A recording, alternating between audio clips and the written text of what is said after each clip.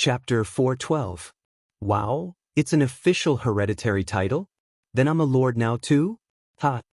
The third sister, Xianxia, was the most excited. She took the document and looked at it carefully again and again. After confirming it, she was so happy that she spun around a few times. Lilith accepted it calmly and then bowed to Duque. Sylvanas put her hands on her hips and pouted. Duque, you're so bad. You always give us land that's still under the control of the orcs. I can't help it. The Horde's goal is to conquer the entire planet. If we don't defeat the Horde, no one in the Alliance will have a good time. The only thing I still have in my hands is Karazhan. How about I split it into a few layers for you? Duke looked helpless. I wouldn't want that creepy wizard tower even if you gave it to me. Sylvanas didn't have any bad intentions. She was just complaining. If you don't want your land, then give it back to me. Duque purposely provoked Queen Sylvanas. Sylvanas stuck out her tongue. I'm not doing it. If I really give it back to you, won't I have to work for you for nothing? No, I have to show off in front of my subordinates. With that, she ran away like the wind. Wait, I'll go too. Xianxia didn't want to be left behind and ran away too. Lilith silently bowed to Duque again and then left the tower with small steps. Thus, only Aurelia and Duque were left. Aurelia suddenly realized something. Her expression changed. Thuy, aren't you giving us most of your land? Duque laughed and pointed at the map. No, to be honest, I don't care about land at all. In fact, Lang doesn't mind me being a king either. But when the enemy is right in front of us, it's not a good thing to split up and establish a country. Aurelia nodded. The strength of the various countries had already been weakened badly enough. If they still established a country and divided the manpower and resources of the various countries, they would be the sinners of humanity and even the entire alliance. Actually, Duque was ridiculing in his heart. The Burning Legion's invasion is almost certain. Do you think I'll just casually establish a country and court death? However, it's impossible for my territory to be so small. Duque pointed at the bottom right corner of the southern continent map of the Eastern Kingdom, where the Horde's base camp, the Swamp of Sorrows, and the newly renamed Blasted Land were marked. If we can successfully drive the Horde back to their homeland, but we can't destroy the Dark Portal, then there will be a problem. Who will guard the Dark Portal? The two of them had an answer in their hearts. It was definitely the Alliance, and it was most likely someone from Stormwind. It's either me or Lothar who's guarding this place. With the strange magical properties of the Dark Portal, I'm the only one in command. In exchange, Lang will definitely allow me to link my territory together. Duque drew a big circle with his right index finger. On the original foundation, he added the Redridge Mountain, the conquered Swamp of Sorrows, and the northern part of the Blasted Land. Although Duque's territory was larger than many of the territories of the kings in the Alliance, Aurelia could tell at a glance that this was a hard job. This meant that if the Horde were to make any trouble, the one to bear the brunt would be Duque. At this moment, Aurelia looked at Duque as if she was looking at a saint. Duque, you're so great. With great power comes great responsibility. For the happiness of our descendants, we can only take on more responsibilities. Duque deliberately used the moral integrity of a Mediv. At this moment, Duque was a saint. Duque was the savior. For a moment, Duque was almost moved by himself. But, wait, our children and grandchildren? No wonder you're a hereditary count. You've never intended to give up your title and territory. Sweat. Waterfall of sweat. Super sweat. This was why it was bad for a woman to be too smart. One of the reasons why Duque was so generous with his land was that he didn't want the fertile water to flow into other people's fields. Perhaps, if he had a child with Aurelia, wouldn't the future lord be surnamed Du? Now it was seen through. No, I really didn't think that much. I'm just thinking of your people. Sometimes an explanation was a cover-up was a lie, and a lie was a conspiracy. Great. Don't tell me you want to make a move on my sisters? Are you itching for a beating? You haven't even taken care of me, the great demon king, and you're thinking so much. Wait, why did the topic change so much? I really don't have any thoughts about your sisters, I swear. Then he didn't know what happened. In order to prove his innocence, Duque kissed her. Aurelia seemed to be a little angry at first, but under the passionate kiss, her eyes gradually blurred. Then, for some reason, it became the second round of the Brave versus the Demon King. The battle with Aurelia was a private matter, after all. Following that, Duke began to make his preparations in secret. If he didn't guess wrong, that major event in history happened recently. It was the 16th of July. On this day, the entire Lordaeron continent was still filled with the flames of war, but the king of Alterac, Eden Pirinold, suddenly called for an emergency meeting. All Alterac generals and nobles above the count rank had to attend. "You summoned us, your majesty?" The one who spoke was General Haas, the commander-in-chief of Alterac's army. He stood at the half-open door of the palace. A group of generals stood behind the muscular General Haas. Through the wide-open door, they saw all the upper-class nobles of Alterac, led by Duke Barov, who had the most prestigious position among them, gathered together. Haas frowned slightly. He saw that the nobles had the same doubts as them. What matter would require all the nobles and generals to be gathered? If it was to allocate military funds or recruit militia, there was no need to summon all the important people in the military and government. The generals and nobles had a bad feeling. "Come in, my generals." Eden spoke loudly. Everyone could feel that the king was trying to calm his voice, but it seemed to be unsuccessful. "I just received an authoritative report that the main force of the Horde is indeed marching towards us. And the leader is their strongest chief, Orgrim Doomhammer. They've obviously chosen to cross the mountains to the north of Alterac to attack Lordaeron. This way, they'll be able to pass through the defensive line built by that brat Duque and approach Lordaeron from the southeast." Everyone immediately turned their attention to the huge map hanging on the side of the palace. It was so impressive that it covered the entire wall. Eden's voice sounded again. "Now we have two choices. One is to face the invincible main force of 50,000 with less than 5,000 men, and the other is..." Chapter 413. What was the second choice? When the first choice was made, everyone present realized what the so-called second choice was. Almost every noble and every general's face instantly turned as pale as a dead man's, without the slightest hint of blood. Traitor? How could this be? It wasn't that no one had ever been a traitor before. The Bloodsail pirates had done so, but it was later proven that they had been blackmailed. Not only did Deputy Commander Duque prove it, but the Bloodsail fleet had also sent over 100,000 beastmen to the bottom of the sea to wash away their shame. Now, their king was hinting for Alterac to surrender, or even worse, seek refuge with the Horde? How could this be? General Haas stood up straight, his heavy breathing causing his thick beard to flutter. "We are part of the 9 nations of the Alliance. We have sworn to fight against the evil Horde with the other nations." Alliance? What can the Alliance do? King Eden waved his arms anxiously. "I've sent 15 urgent letters to Lothar for help. Lothar told me every time that the Alliance's front line in the Silverpine Forest was unable to transfer more troops, and hoped that Alterac would coordinate with Deputy Commander Marcus." At this point, every general and noble pricked up their ears. "All right, I used the most humble tone to ask for help from that brat who doesn't even have hair on his mouth. Guess how he dealt with me? 10,000 Stormwind soldiers and 10,000 Lordaeron soldiers? Damn it. They were still peasants 3 weeks ago, and it would take at least a week for them to reach Alterac. Bastard. The Horde's main force is right under our noses." Duke Barov's eyebrows twitched. General Haas seemed to want to defend Duque. "Your Majesty, you know that Alterac's mountain roads have always been terrible. From receiving the news to sending reinforcements, Sir Marcus has already done his best." "Shut up, Puff." Eden questioned loudly. "Detecting the enemy's movements is that brat's responsibility. If he can't do it, then he's neglecting his duty. Where are they now when Alterac needs the Alliance? Let me tell you, not here. 7 days? Will they come to collect our corpses in 7 days?" Faced with the threat of death, the nobles of Alterac trembled. "We can hold our ground with Alterac's terrain. Hold fast." The king sneered. His next move made their fear rise to another level.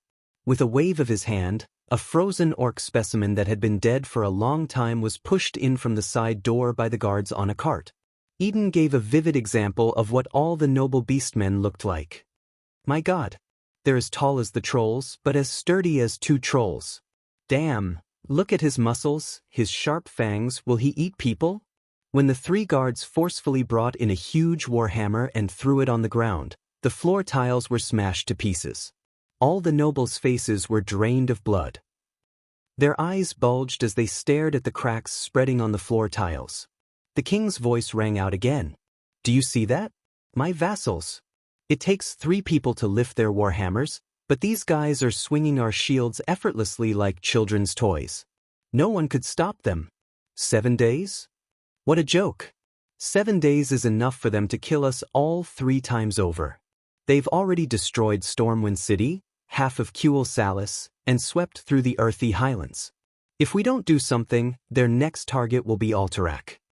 A trembling noble asked, the Stormwind soldiers within our borders really can't do anything? When Lang's Stormwind army needed help, Alterac gave them food and even gave them their own land to take refuge. What did Lang do to us? For the sake of the holy light, they actually took root on the land we lent them for refuge. At this point, the nobles' expressions turned ugly. It would have been fine if it was just to save the refugees. As long as they blocked the food supply, they could force the people of Stormwind to become cannon fodder.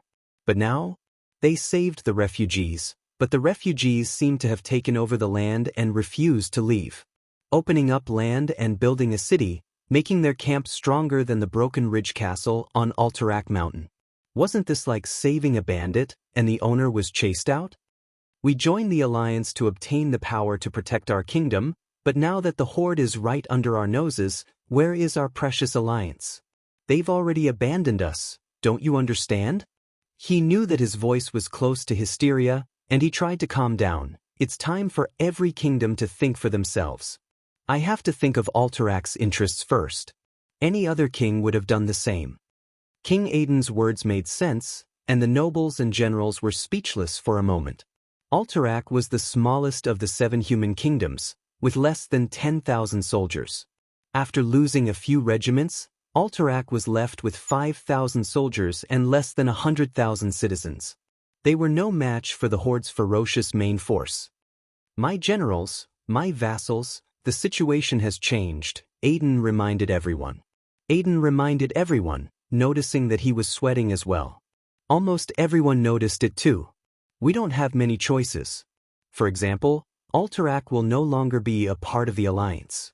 Believe me, this is pretty much the only option for us. For example, a non-aggression treaty. We will not disturb their advance in the mountains, and they will guarantee that Alterac will remain unscathed. Everyone below was shocked, and a violent uproar quickly spread. Most of the generals seemed to have fallen into disgust, anger, or sorrow, while the nobles looked uncertain. Your Majesty, you're forcing us to become the slaves of those cruel, bloodthirsty beasts who only know how to slaughter cities. Sign a contract with those beasts. Your Majesty, are you sure they won't get hungry and eat us first? Aiden sharply noticed the shift in the vassal's thoughts. I'm glad that the horde's chief, Orgrim Doomhammer, is a wise leader who speaks the common tongue. I've obtained his promise not to attack us in exchange for us not cutting off their advance. Please note that we no longer have a choice. Everyone, please sign this contract to agree to our next actions. Let us Alterac embrace our destiny together. Chapter 4:14. No. I'm against this plan. Haas stepped forward agitatedly, but he was stopped by over 10 fully armed royal guards. I won't agree. Alterac soldiers won't agree either. Then we'll use the excuse of shifting our defenses and send them away. King Eden said coldly. I'm still against it. Haas was held down by several guards. He struggled and roared, this is blasphemy against the entire human race. Shut up. You swore to be loyal to me, even to the ends of hell. General Haas was stunned. Can we trust the chief of the tribe? A low-ranked noble, Valander, asked. His words represented the thoughts of many nobles. Seeing many nodding, Eden sighed in relief. If they asked this, it meant that they had already accepted the agreement. The only thing stopping them was their doubts about whether it could be carried out. We have no choice. Eden replied slowly, as long as they want, unless they give up on Alterac, we and everything we have will be destroyed. Of course, if they go back on their word, we'll still be finished. But if they stick to their word, Alterac will live. No matter what the price is. Alright, make your choice. Gentlemen. Eden waved his hand, and over 100 royal guards rushed out from the side door, surrounding all the generals and nobles. No one knew what the consequences of refusing to sign the agreement would be, but it obviously wouldn't be anything good. It was obvious that the king had spoken to his hardcore faction. Over a third of the nobles and generals signed the agreement, stating that they unconditionally agreed to all of the king's policies against the alliance. They signed their names and stamped the wax. Once they sat on the king's chariot, it meant that once Eden officially fell out with the alliance, they would have to bear responsibility as well. The remaining two-thirds were hesitant. The neutral faction and Duke Barev's connections all looked at the other person in power in the kingdom, Duke Barev, whose power was second only to Eden. Duke Barev, who had been silent all this time, slowly raised his head like a rusty machine. The Barev family objects. Perhaps it was because of fear, but his voice was clearly trembling. It did not sound like his previous voice. Eden didn't mind. Anyone's voice would change under extreme anxiety and panic. Eden stroked the hilt of the sword at his waist and let out a long sigh. My old friend, I'm sorry I didn't discuss this with you beforehand. From the way I see it, you've already made your choice when you gave little Elusia to that brat who stole the highest position in the alliance. Your heart is no longer with Alterac. Are you planning to ally with those damned refugees to steal Alterac's land and throne? Like a bolt from the blue, Duke Barev was completely stunned. He looked at the king but could not say a word. I'm sorry, but you can no longer represent the Barev family. The king clapped his hands, and two teenagers appeared from the side hall. Prince Barev stared at him with wide eyes. 15-year-old Wilton Barev and Alex Barev, the only two heirs to the Barev family. Now, they actually went over to the king's party. Wilton grinned hideously. Father, you're old. It's time to hand over the Barev family to us. Alex did not hide her anger at all. Father, you've gone mad. You're trying to hand over the family to Elusia, to that bastard Duque, and you won't even leave the family to us? Prince Barev raised the forefinger of his right hand and pointed it tremblingly at the emperor. A foul breath stuck in his throat, and he still could not utter a word. The outcome had been decided.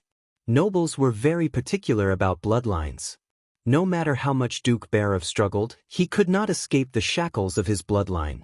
Just as the old duke knelt down, almost all the nobles and generals stepped forward to sign their names and stamp their seals. Prince Barev's two good sons did the same thing in their father's presence, with great pride. King Eden, who had gained the support of everyone except Haas and the old duke, was obviously in high spirits. He showed everyone his excellent political skills. He showed everyone what it meant to turn the situation around. Everyone, I did not mean to force you. If I had a choice, I would not serve those horrible beasts. The contract signed by all of you is just insurance. Insurance. Do you understand? Everyone looked at King Eden in bewilderment. Eden finally showed his best actor talent. In fact, I have already informed Terenas about the Horde's main forces attack. I told him that if he did not have reinforcements, I would give up defending and let the Horde charge into Lordaeron. In the end, Terenas sent his last group of court mages and a group of high-grade swordsmen as soon as possible. I'm going to let them destroy the Horde's path. General Haas, who was kneeling on the ground, suddenly looked up. His eyes were full of hope. Your Majesty, you were just lying to us? You're not going to fulfill your promise? That's right. We don't have to fulfill our promise to those despicable beasts. Eden waved his right index finger proudly. No, I've already told Orgrim about the arrival of Lordaeron's reinforcements, including their numbers and types of troops. The entire hall fell into a dead silence. Eden's expression was incomparably cold and cruel. He raised the contract signed by the generals and nobles. Let them fight to the death. If Terenas' elites win, I'll burn this contract. No one will believe the evidence provided by those beasts. Many people heaved a sigh of relief when Eden said this. If the Horde is really that strong and kills all of Tarina's elites, then we've done our duty as allies since we informed Orgrim. We can join the Horde without worry. If the Horde won, wouldn't that mean that the last of Lordaeron's elite guards had been destroyed? What difference was there between Lordaeron and a weak girl who could be raped at will? Hiss. In the main hall, there were countless sounds of inhaling cold air. They suddenly realized that this was the king they were familiar with, the cunning and astute king. Regardless of the situation, Alterac would be the winner. For a time, the hall was filled with heated discussions. Almost every noble and general had a smile on their faces. To be able to turn such a huge crisis into a sure win, as expected of His Majesty. As expected, this is the way of survival for us Alterac. A group of people complimented King Eden as sickeningly as they could. At this time, Eden suddenly received a message. The Horde's messenger had arrived. Chapter 4:15. Eden frowned as he listened to the servant's words. This wasn't within his expectations. He ordered the guard, "Tell the tribe's envoy to wait for a while and arrange for them to be in the secret parlor. I'll meet them later."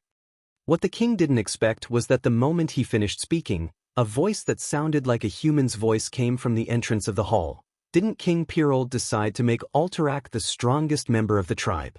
As a member of the tribe, there shouldn't be anything you need to hide from me, right? The 15-meter-tall, 3-meter-wide door was kicked open. Accompanied by this rumble, a loud and clear commotion suddenly came from outside the huge castle, followed by the sound of countless giant birds flapping their wings in the wind. The tribe's envoy appeared under everyone's panicked gaze. What envoy? That was a joke. No envoy would be as burly as this orc, emitting such a terrifying aura. He had reddish-brown skin that was different from most orcs, and he carried a huge black square hammer on his shoulder. The most frightening thing was that the hammer was stained with incomparably fresh flesh. With every step he took, a drop of blood or a small piece of flesh would fall from the hammer. Who are you? For a moment, the king almost wanted to order his guards to kill him. An orc had entered Alterac's palace, and if he was allowed to leave in such a dignified manner, it would be like mud falling on his pants. This was completely out of Eden's expectations. The consequence of this was that Alterac could only follow the tribe to the very end. The huge orc grinned, revealing a mouthful of intimidating fangs. Aiden Pirinold, didn't you send a messenger to pledge your loyalty to me? My subject, I'm only here to express my joy at receiving your loyalty. Is that wrong? The king's face turned pale, cold sweat drenching his luxurious clothes. Orgrim Doomhammer? Eden's teeth chattered as a magical name leaked out from the cracks of his mouth. Who would have thought that the great chief of the tribe would come to visit in person? Was this a forced abdication or a showdown? Or was it both? Aiden, my loyal subject, thank you for your information. Along with Orgrim's mocking words, a burly orc beside Orgrim, who had a severed hand and had turned his hand into a giant toothed blade, threw out a head with a sinister smile. It was Chaz Mat, King Menethil's personal court archmage. Someone recognized the severed head. At this moment, Eden felt that all the sweat he had shed had been frozen by the cold air. It's over. It was all over. He didn't expect that the tribe, which was supposed to be 2 days away from them, would organize a sneak attack. Now that even the Radiant Moon Mage leading the team had been killed, the mages from the Rotterdam Kingdom who had been arranged to camp at the north of the Shattered Ridge were probably dead. Eden simply couldn't imagine how the tribe had managed to do all this without making a sound. However, it was clear that Orgrim's preemptive move had disrupted all his plans. Now, he only had 2 choices left. One was to resist and let Orgrim, who was already prepared, destroy his entire family. The other was to keep his promise and let Alterac join the tribe, and then walk all the way to the dark side. In the future, he would either be destroyed by the victorious alliance, or he would join the tribe and beg the tribe to give him a piece of meat after conquering the world. In fact, it wasn't just Eden's subjects who were hesitating. Eden himself was also hesitant. Even though Orgrim was considered a handsome man among the beastmen, He was still too ugly and horrifying in the eyes of the humans. Eden couldn't help but shiver when he thought about how he had to lower himself to work for such a terrifying fellow. He couldn't help but feel a wave of unwillingness rise from the bottom of his heart as he stared at those mottled, sharp teeth. What if he could capture the chief of the tribe and use him as a hostage to prevent the tribe from attacking until the Alliance's reinforcements arrived? If he succeeded, he, Eden Pyreus, would undoubtedly become a great hero of the Alliance and the savior of the human world. His Alterax's reputation would greatly increase, and it would become a powerful country on par with Lordaeron. This idea was so tempting that it made Eden's heart palpitate. He couldn't help but glance at the royal guards who had already drawn their swords and were waiting by the side of the hall. Dreams were beautiful, but reality was cruel. Eden, who had tried to play both sides, didn't even get 2 seconds before his dream of being a hero was shattered mercilessly. A green claw landed on his shoulder, the sharp tip of the claw pressing against Eden's artery. A huge, invisible figure appeared beside the king of Alterac. Ah! Eden let out a low cry. It was a sword sage of the Fireblade clan. He had the ability to become invisible, and he roamed the Alliance's command center all year round, killing many mid-level and low-level commanders. He was a notorious sword sage in the Alliance. All of a sudden, everyone was stunned. This mysterious green-skinned sword saint did not kill him immediately. Instead, he reached into King Eden's robes and took out the contract signed by all the nobles and generals in the kingdom. He then threw the contract to Orgrim, who was standing at the entrance of the hall. Everyone only saw a blur, and the contract was already in Orgrim's hands. The chief opened it briefly, and a satisfied smile appeared on his face. The entire Alterac had fallen into the hands of the Horde. Whether it was to be destroyed or used, it was all up to Orgrim. Thank you all for your loyalty to the Horde and to me. I can make this promise as the great chief of the Horde. When the Horde rules over the world of Azeroth, everyone here will automatically become the Horde's agents to control the human world. A slap in the face, a carrot in the mouth. After intimidating them and controlling the situation, Orgrim cleverly adopted a more conciliatory approach. Rule over the human world. Below only 1 and above tens of thousands. It had to be said that this promise was indeed a beautiful blueprint for the Alterac nobles who had suffered for a long time in the 7 human kingdoms and had been ignored by the major countries for a long time. At least they had something to look forward to. All of a sudden, the eyes of the nobles lit up. Right at this moment, a teasing voice suddenly sounded out. Yo, Orgrim, you're digging up the Alliance's foundation right in front of me. You really don't take me or the Alliance seriously. Chapter 416. Before he heard the voice, Orgrim had already prepared a script in his mind to give an impassioned speech. The humans slandered us for being barbaric, bloodthirsty, cannibalistic, and massacring, but it was actually the remnants of the Southern Kingdom that spread the rumors. He could brag however he wanted, as long as the humans did as he wanted and started a peasant uprising in the Hillsbrad Hills. This would hold back the troops and attention of the Stormwind and Dalaran kingdoms so that the main force of the Horde could successfully take down Lordaeron. As for what would happen to the people of Alterac, Orgrim couldn't be bothered to care. He had hoped countless times that his opponent would be a straightforward warrior. Only then would he be able to show off his and the orcs' bravery. It was a pity that apart from Lothar, who seemed to have the courage to fight head-on, he only met Duke from the start to the end. In the eyes of the Beastmen, Duke was extremely despicable, but it was undoubtedly a very effective strategy to kill the Beastmen. Since the human commander was so despicable, Orgrim didn't mind using the same method to deal with the humans. Conquering a human kingdom without shedding a drop of blood. Even if it was the smallest human kingdom. This achievement was exactly what Orgrim, who was in desperate need of glory, needed. He needed this achievement to prove himself.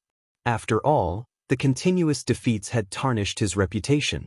When Orgrim met the messenger, he was afraid that it was a trap, but he also wanted to control Alterac. That was why he mobilized so many powerful chiefs and heroes, and even used Zulahid's dragon knights to hold the fort. Everything went smoothly, and he easily subdued that sly and cunning king. But he didn't expect to hear the voice that he didn't want to hear the most, the voice of the Alliance's vice commander, Duke Marcus. Not only did Orgrim's expression change, but Eden and Haas's expressions also changed. As people who had dealt with Duque many times, they could obviously recognize Duque's voice. But they didn't expect Duque's voice to come from Duke Barov. Duke Barov straightened his body. His face was full of mockery and confidence. Under everyone's astonished gazes, a wave of water-like ripples appeared on his body.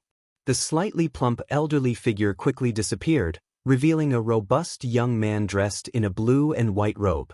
Illusion? How was this possible? It wasn't just the inexperienced orcs, even the upper echelons of Alterac were shocked. They could accept the fact that Duque had fooled them with his perfect makeup.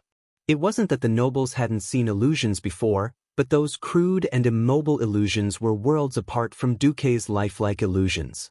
The most common type of illusion was the kind that attempted to conceal a certain secret passage. When had he ever seen an illusion with so many facial expressions? Just how high was Duque's attainments in magic as a mere morning star? What's more, Duque's appearance at the most critical moment made them have no choice but to add the word inconsolable to their shock, turning it into inconsolable. Orgrim was decisive. Not only was he wise in history, he was also an absolute opportunist. Playing dirty was definitely the chief's specialty. In this life, Duque didn't give him the chance to sneak up on the Blackhand Great Chief. However, that didn't mean that Orgrim wasn't sinister. Without even a greeting, Orgrim gave a look and a sword saint of the Fireblade clan came out of stealth, slashing at the back of Duque's neck with a sharp longsword. At the same time, Orgrim used charge, his burly reddish-brown body turning into a blinding ray of light as he charged at Duque. That's right. He wanted to kill Duque in an instant. He wanted to nip Duque, the biggest factor of instability, in the bud. After all, everyone present was a human, and his men had yet to completely control the palace. If Duque, the vice commander of the Alliance, was allowed to raise his arm here, things would definitely develop in a direction that was disadvantageous to the tribe. However, he had miscalculated. Under the fierce attack of his giant hammer, it missed and clashed with the long sword of the Fireblade clan's sword saint in midair. The sword saint who was hurriedly retracting his attack was sent flying. Duque, who was supposed to be killed between the hammer and the long sword, turned into a ray of light and disappeared into the air. Or was it an illusion? Not good. Orgrim suddenly reacted and used his fastest speed to turn his neck towards Samuro, who was controlling the King of Eden. Unfortunately, before he could shout, "Be careful," Samuro was already hit. Fast. Too fast. No one expected Duque to be this decisive. The moment he appeared, Duque had already disappeared from where he stood. The sorcerer's arcane spell, invisibility, gave Duque the ability to become invisible for a short period of time. The sorcerer's invisibility did not have the stealth and movement acceleration ability of the sword saint's wind step. However, Duque had been strengthened by the storm altar. The system notification in Duque's retina showed the following information: you have used the new skill, Gale Step. You can enter invisibility for up to 60 seconds. In invisibility, you can gain twice the movement speed and use flash once without breaking the invisibility. When you make your first ice attack, your critical hit rate is 100% and your magic flying speed is increased by 50%. Duque's movement speed was not fast. In this state, Duque could run 100 meters in 10 seconds without any obstacles. Unfortunately, his agility was too low and he did not have good dynamic vision. This speed had to be discounted, especially in crowded places where it was easier to bump into them. Even so, it was still very scary. Duque raised his hand and cast an ice tornado in his invisible state, sending Samuro, who was caught off guard, flying. Originally, Duque wanted to kill Samuro instantly.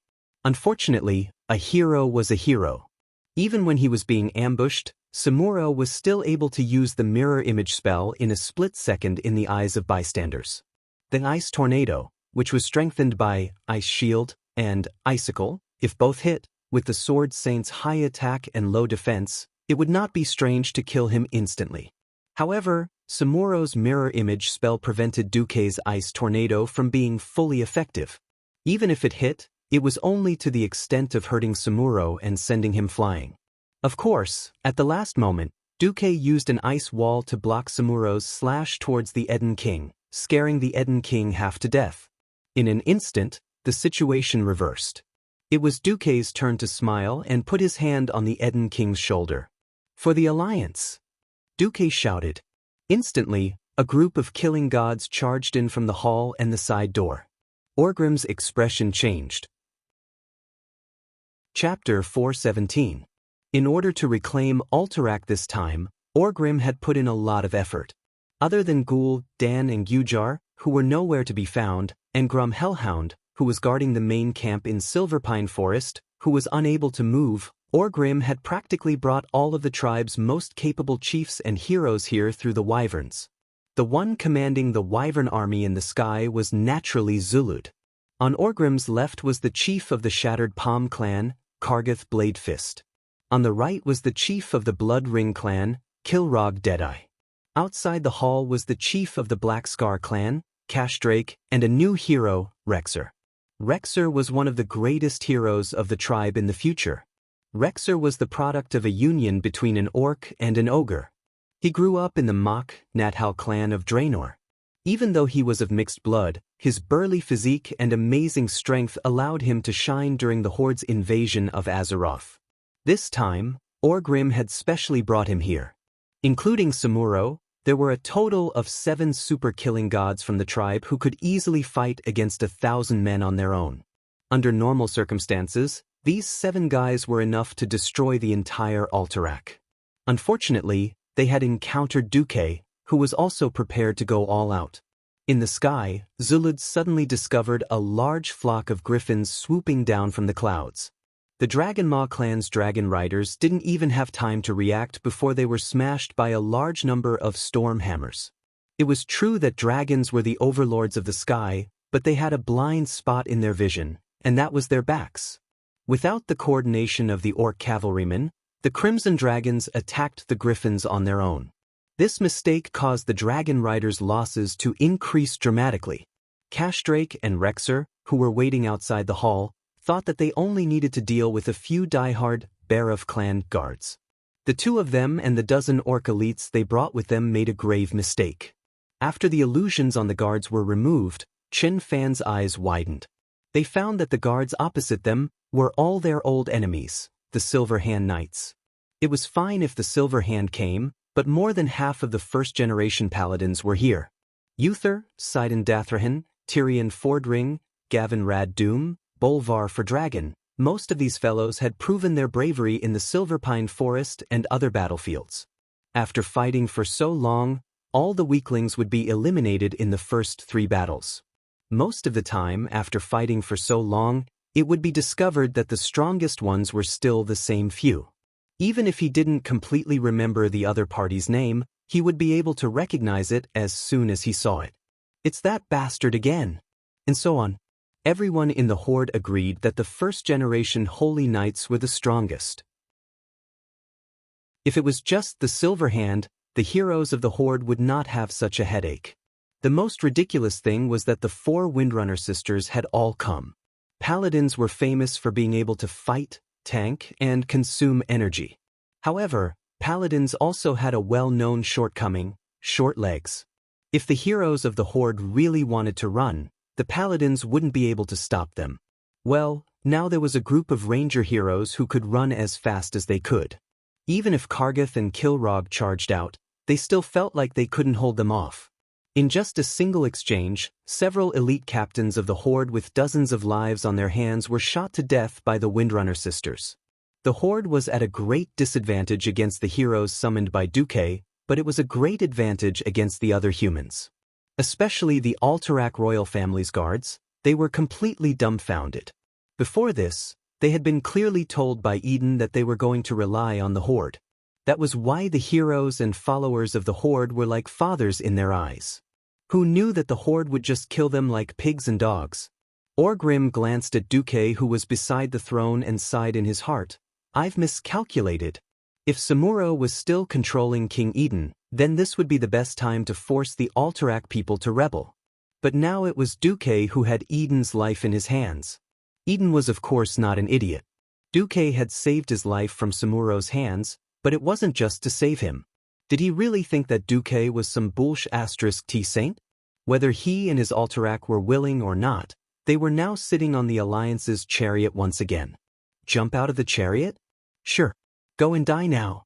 As an overly shrewd, two-faced king, Eden shouted the moment he was sure of his own safety, for the Alliance. Kill those damned horde. As expected of the best actor.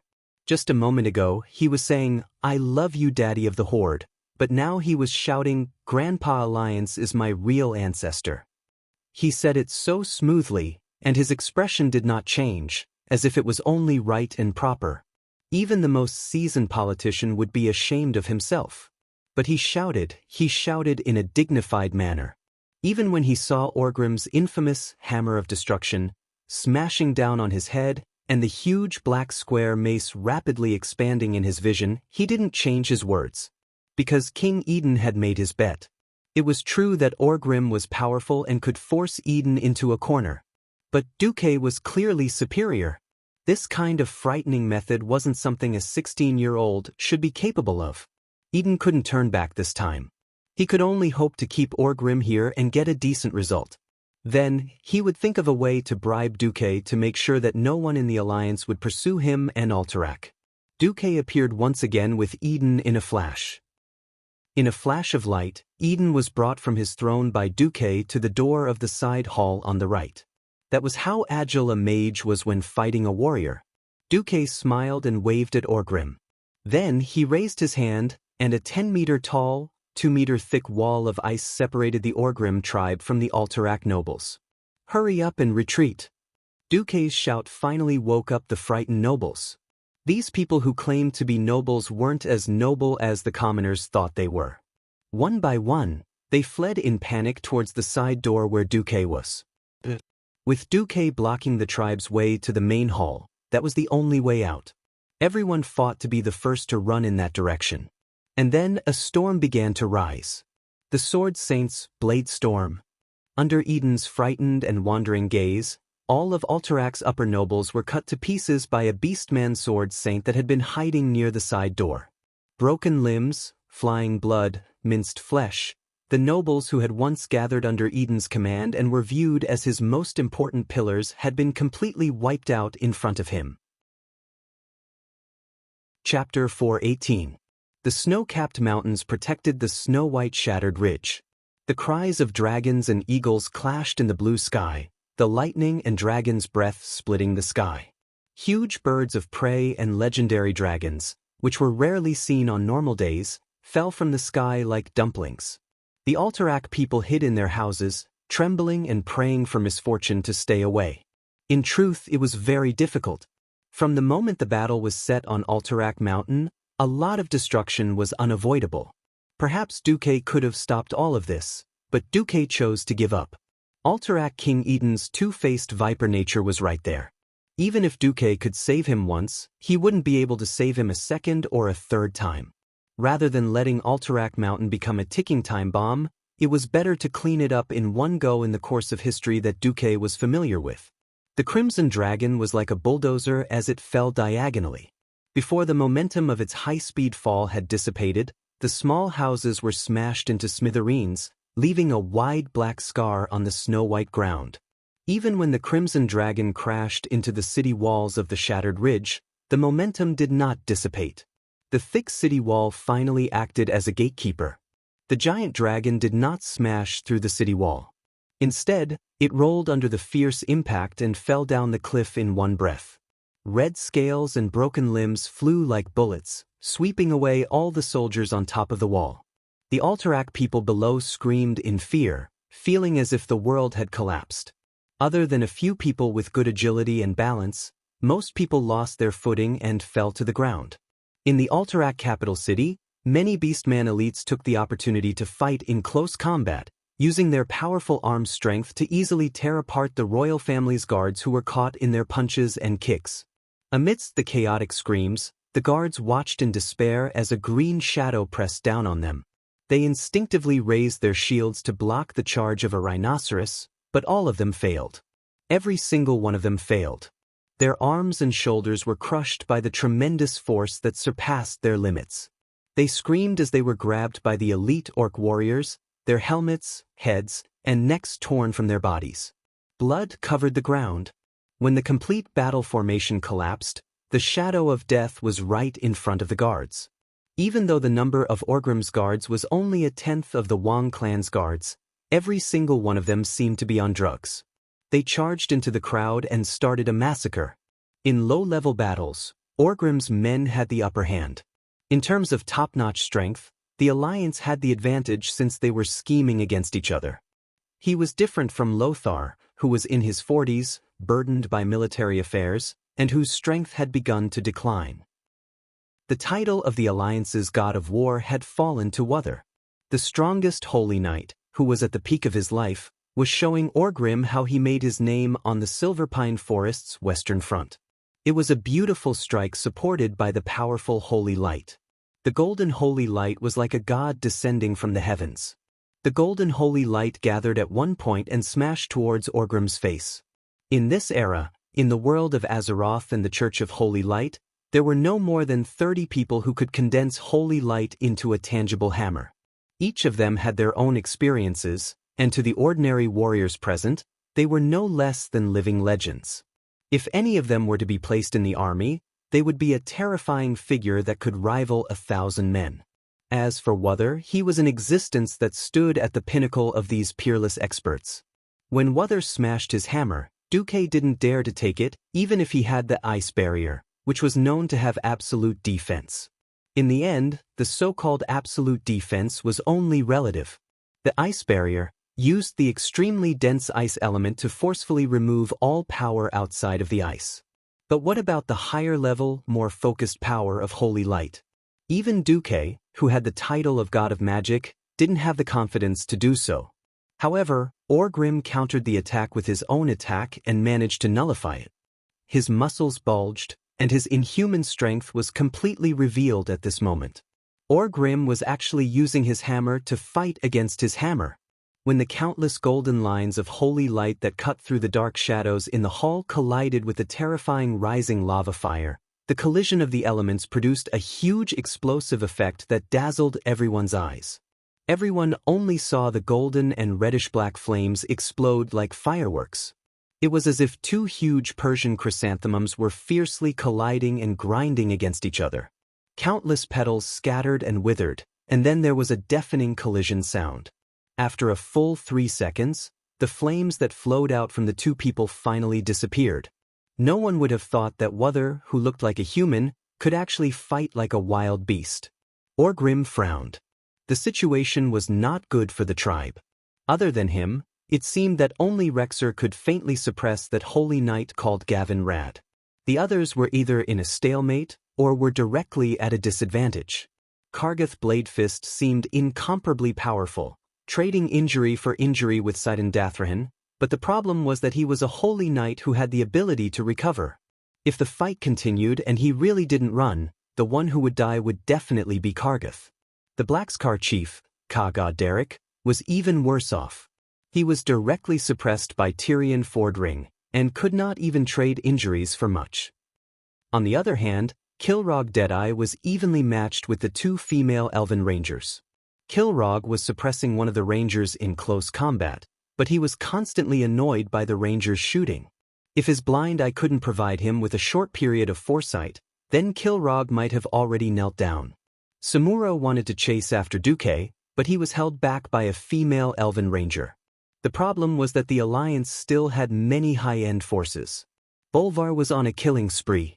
The limits of the human body determined that it was impossible for them to surpass the beastmen in terms of pure strength. But the power of holy light made up for the lack of destructive power, and humans could be faster. No one would have thought that Bolvar's attack speed would be so fast. In reality, the leader of the Great Chief's guards could only see the golden light that suddenly appeared in his field of vision getting bigger and bigger. Then with a bang, his entire head turned into a cannonball and was sent flying by Bolvar from his tall and sturdy body. It pierced through one of the huge glass windows in the palace hall that was no less than 8 meters tall, and finally fell onto the lawn of the palace. When he saw the beastman's head fly out, a bloody eyeball popped out and hung on the top of King Eden's beloved glass window. Bolvar could not help but bare his teeth. The devout holy knight silently said in his heart, "Ugh, I can't see anything, and I don't know anything." Chapter 419. Bolvar, who was unable to retract his hammer in time, took advantage of the opportunity to launch a sneak attack on another of the chieftain's personal guards. A roundhouse elbow strike that most beastmen would not have expected caused the fellow to grimace. Just as the other party was in pain, Bolvar grabbed the beastman's well-braided braid and pulled it down, ruthlessly destroying its center of gravity. In the next moment, his metal boots stomped heavily on the back of the beastman's neck, causing the ugly green-skinned beast's face to intimately touch the floor. Finally, his foot smashed his face into the marble floor below. The Holy Knight's skill. Divine consecration. The powerful power of the holy light passed through the beastman's body and into the floor, creating a circular area with a diameter of 5 meters around it, dealing holy damage to all creatures that were not protected by the holy light. Yep, it also blinded the beastmen and their own people. The beastman beneath Bolvar's feet twitched a few times before unwillingly turning into a pile of charcoal. A few brave beastmen pounced at Bolvar, but they were all hammered away by the Storm Duke. All that was missing was a domineering, who else? Bolvar could change the name of the golden holy light on his body to the aura of a bastard. Oh, that's not right, it should be the aura of a tyrant. Of course, Bolvar was a humble holy knight. How could he do something as superficial as Duque? Servanas was also having a good time killing. Aurelia and Lillis against Kilrog, Sasha against Samuro, leaving Servanas free. Compared to Bolvar, Queen Sylvanas was the true god of slaughter. In a situation where there were no opponents of the same level to restrain them, an agile hero could kill faster. A giant hammer smashed down, and Queen Sylvanas took half a step back, allowing the hammer to slash across her chest by a hair's breadth. In the next moment, she suddenly pounced forward, the tip of her foot tapping on the hammer's head and leaping upwards. She was so fast that the beastman in front of her could only see a fleeting green shadow flash by. His throat and arteries had already been severed by the dagger. Standing lightly on the corpse that had yet to fall, Queen Sylvanas surveyed her surroundings. In front of her were 8 extremely strong beastmen pouncing at her. Outside, another 8 orc warriors were standing guard. The sound of the axe and sledgehammer crashing through the air was enough to make the scalps of the nearby Alterac royal family's guards go numb. Servanas chuckled softly. In the eyes of the orcs, he was like a dark queen standing on a mountain of corpses and a sea of blood, laughing maniacally. In the next instant, they saw the lightning of thunder. Boom! With a cold face, Servanas reached her hands to the back of her waist, where 2 smaller quivers hung. Inside were arrows with metal arrowheads that did not conform to the Windrunner tradition, and the shafts were even shorter. When Queen Sylvie raised her hands again and flicked her fingers outwards, 4 short arrows shot out from the gaps between her slender fingers. With her unique technique, each arrow was wrapped in electricity, forming a spiral arrow that kept spinning clockwise, piercing through the throats of 8 orcs. In the next instant, something miraculous happened.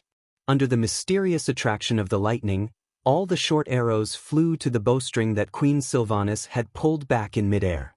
The short arrows shot out once again, following the trajectory of the electromagnetic trajectory in midair, hitting the orc's left front, right back, left back, a total of 8 unimaginable angles between the eyebrows of the orcs. A miraculous area of effect skill. Obviously, no one would teach Servanas how to use her new lightning ability. She had figured it out on her own. Orgrim's eyes darted around. Every battle situation was in his field of vision, and it was clear that the scales of victory were tipping in the Alliance's favor. After all, this was the capital of a human kingdom. Even if there were not many soldiers, the defense system was quite complete. There was no one to suppress the generals of Alterac. A few generals, including Haas, had freed up their hands to command the panicking troops and began to kill the orc soldiers more efficiently. Orgrim entered Alterac under the guise of an emissary. He could not bring too many people in anyway. 50 strong orcs was the bottom line that the Alterac people could accept. But now, these personal guard-level warriors were all killed by the Alliance's heroes in a few exchanges. Orgrim's heart was bleeding. The only one who had the upper hand was the Dragonmaw Dragon Knight. But he had a bad feeling because he suddenly realized that the most important person in the Alliance, and also the person he was most afraid of, was not here. The king of Alterac was important, but it was not enough for the vice-commander of the Alliance, Duque, to be King Eden's bodyguard. Duque's absence could only mean that Duque was looking for a bigger victory. Orgrim had fought with Duque for so long, he was very clear about Duque's way of doing things.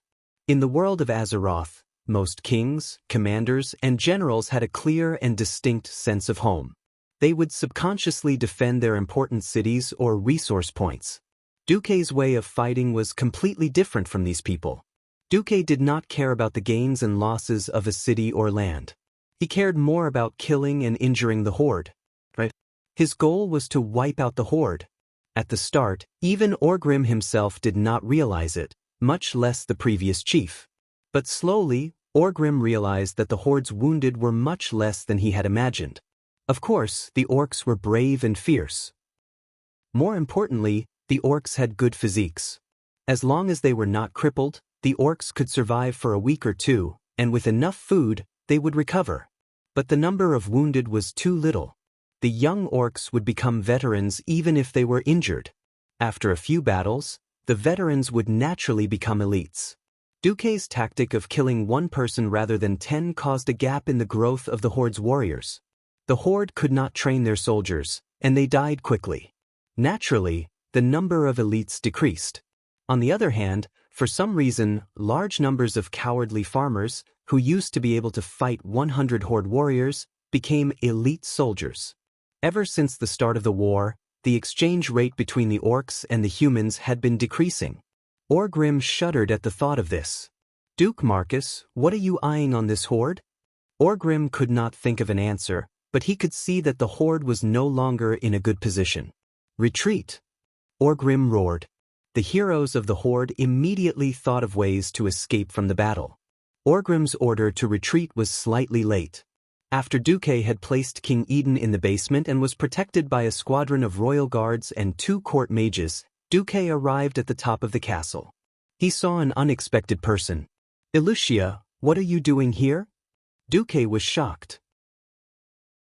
Chapter 420. In Duque's plan, Elucia was not supposed to appear here. Elucia's early return to her family to meet Duke Barov was actually to pave the way for Duque to meet with the Duke. Duke Barov was a family supremacist. If he was called over by King Eden and faced the situation directly, it was obvious that whether it was out of his friendship with Eden or consideration for his family's business, Duque estimated that there was a 90% chance that he would agree to join the alliance. In history, the Barov family had also boarded Eden's pirate ship and suffered terribly from Eden. When Alterac failed to suck up to the tribe's daddy, Eden fled to the Barov family's hometown, Caer Darrow, and was surrounded by the Alliance's troops. Duke Barov finally chose to hand Eden over. But after the war, the Barov family's territory was still confiscated, which led to the Barov family offering the entire Caer Darrow to the Cursing Sect during the Third Battle of the Dark Portal, causing the family's territory to become a Scholomance where undead gathered. Since Duque knew about it, he would not let this tragedy happen. He easily convinced Duke Barov. It was simple. If even the Alliance's deputy commander, Duque, knew about the so-called betrayal of the Alliance, then the so-called rebellion was simply a joke. Since it was an anti-human plan that was destined to fail, even if it was the king he was loyal to, Duke Barov had no reason to board Eden's sinking ship. The reason for supporting the Alliance was also very simple. I am a human first, then a subject loyal to the king. Just like that, Duque obtained the full support of Duke Barov and his wife, and was able to use illusions to pretend to be Duke Barov and participate in Eden's betrayal. In Duque's plan, there was no need for Elucia to appear. But now, Elucia appeared on the rooftop under the protection of 4 strong private soldiers wearing the Barov family emblem. Not only Elucia, but there were also 2 Alterac court mages standing behind her. Duque glanced at the red dragon and griffins fighting in the sky and said nervously, Ilicia, it's dangerous here. I only told you to gather people to help set up the magic array. I didn't ask you to come. But I want to help you. Duque, you want to wipe out the Red Dragon army, don't you? A strong gust of wind blew past, causing Illusia's beautiful black hair to flutter in the wind. Beneath her silver forehead ornament was a pair of beautiful, intelligent eyes. Being with Illusia had always made Duque feel comfortable. She was considerate and submissive, just like a little wife who would meekly endure whatever hardship she encountered. Not only that, but she had a good upbringing and excellent diplomatic skills, and she was also quite smart. However, Duke did not expect Illusia to be this smart. Duque smiled, as I expected. I've seen through you. Illusia raised her chin a little proudly. Of course, what you wanted me to do was to set up a magic circle to enhance the power of ice and snow, and I immediately thought of it. So I asked my father to use his connections to give you a little surprise. The daughter of the Bara family turned around and introduced them to Duke. These two are Alterac court archmages Gasnard and Chailt. They can give you control of the Alterac Palace's magic array. At this point, Illusia blinked. One of the magic circles in the Alterac Palace is flight restriction. Duque was stunned. To be honest, Duque was not sure if Orgrim would come. He just instinctively felt that Orgrim would not let go of the chance to control a human kingdom. That was why he borrowed the power of Duke Barov, who was in power with Alterac, to bring in half of the Silverhand Knights and the Windrunner sisters. The Silverhand only had about 100 elite paladins. Half of the knights only had 70 people, which was not a problem for Duke Barov. If Orgrim did not come, these people would be more than enough to suppress King Eden. If Orgrim came, the Horde would be in trouble. Since Orgrim liked to use dragoons as cover, Duque hoped to change the ratio of air forces between the two sides. The Griffin Knights of the Wildhammer Dwarves were strong, but they should be used in better ways than to fight the Red Dragons. So, Duque secretly asked Illusia to arrange a magic array at the top of the palace. But Duque only wanted to deal a heavy blow to the Red Dragon army, not wipe them out. He knew his own strength. It was too difficult to wipe out hundreds of red dragons with the power of a Morning Star wizard. Illusia had just told him that even Eden's most trusted court wizard was from the Bara family, and that he could control the magic array in the palace to set up a no-fly zone? Then there was hope. A wave of ecstasy welled up in Duque's heart. Duque was so excited that he could not control himself. He subconsciously hugged Illusia and patted her on the back. "Ha! That's great! That's great! I'll kill you lizards this time. Illusia, you've done a great job." At first, Illusia was dumbfounded.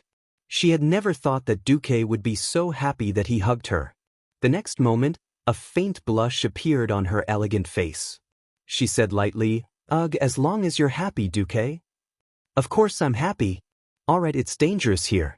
Go to a safe place quickly, I'm going to play big." With that, the simple-minded Duque threw her aside and went to discuss some matters with the two court wizards. Illusia pursed her lips, her small hands gripping the hem of her wizard robe tightly before letting go. Duque is a man who does big things. With that, she did not plan to pester Duque. After bidding farewell to Duque, she tactfully retreated.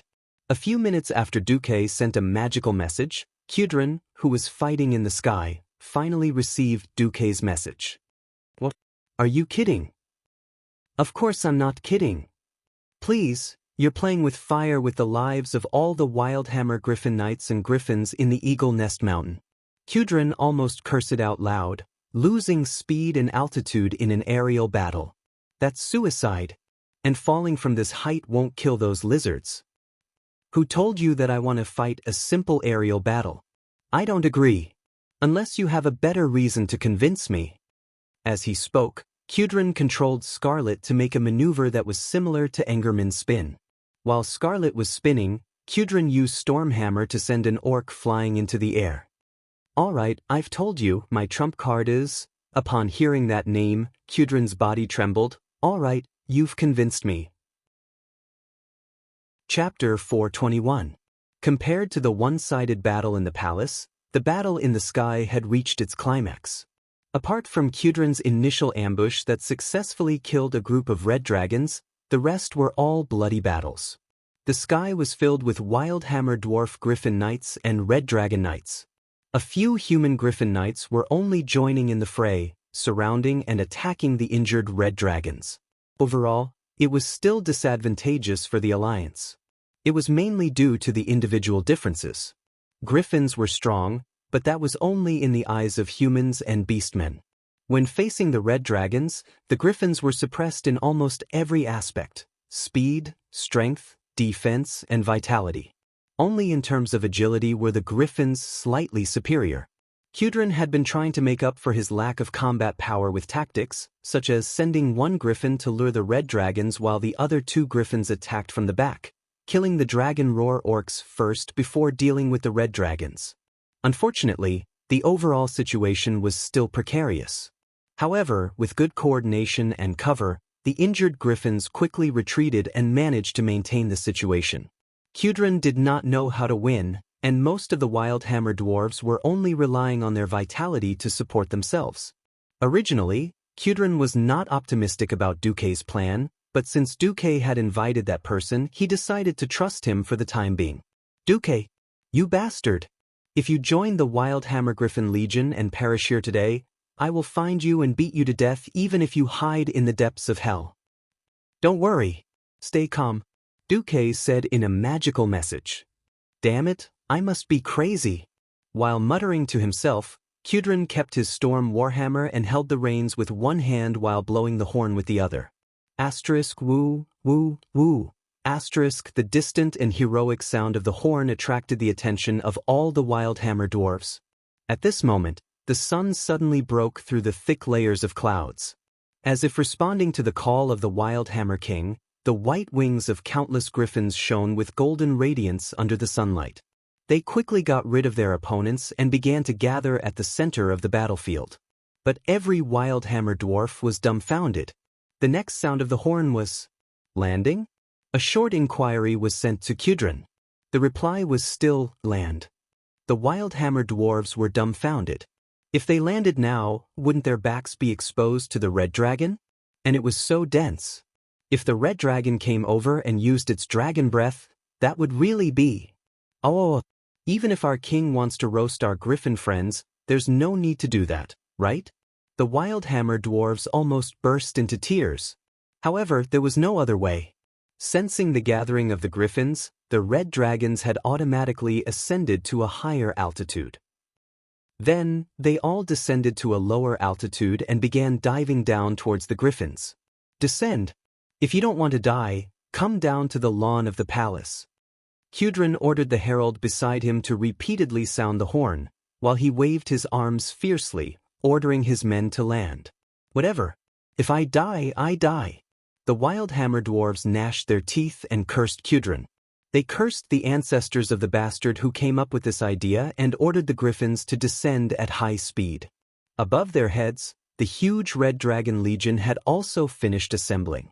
Nearly 300 dragons formed a terrifying dragon roar, forming a tsunami of sound that echoed in the clear sky.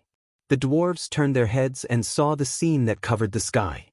As if they were under a spell, they were nailed to the backs of the griffins and could not move. Their eyes were filled with despair as they looked up at the sky. They were almost paralyzed. If it wasn't for the dwarves tying themselves to the back of the griffins to avoid being thrown down in the fierce aerial battle, perhaps the dwarves would have fallen like raindrops. A miracle happened. Almost at the moment when they descended to a height of 100 meters, every dwarf felt the change in the situation. They passed through a thin membrane that was almost invisible to the naked eye. It was freezing and cold. Almost every griffin and its knights shivered. This was a mage's ice barrier? They guessed right. Almost as soon as the last griffin passed through the shield, about 30 dragon breaths landed on the huge ice shield. When the blazing dragon's breath landed on the translucent ice barrier, a strange sizzling sound immediately rang out. It was a clash of heat and cold. The blazing flames evaporated the water on the barrier, and the cold counteracted the invasion of the heat. Amazing! Which Breaking Dawn great wizard had arrived? Or was this the magical defense system of the Alterac Palace? The dwarves who had already begun to descend handed the task to the griffins. They stared blankly at the hemispherical barrier that looked like a freshly peeled egg flickering under the bombardment of the dragon breaths, as if it would collapse at any moment, as if the flames of death would descend upon them at any moment. However, such a situation did not happen.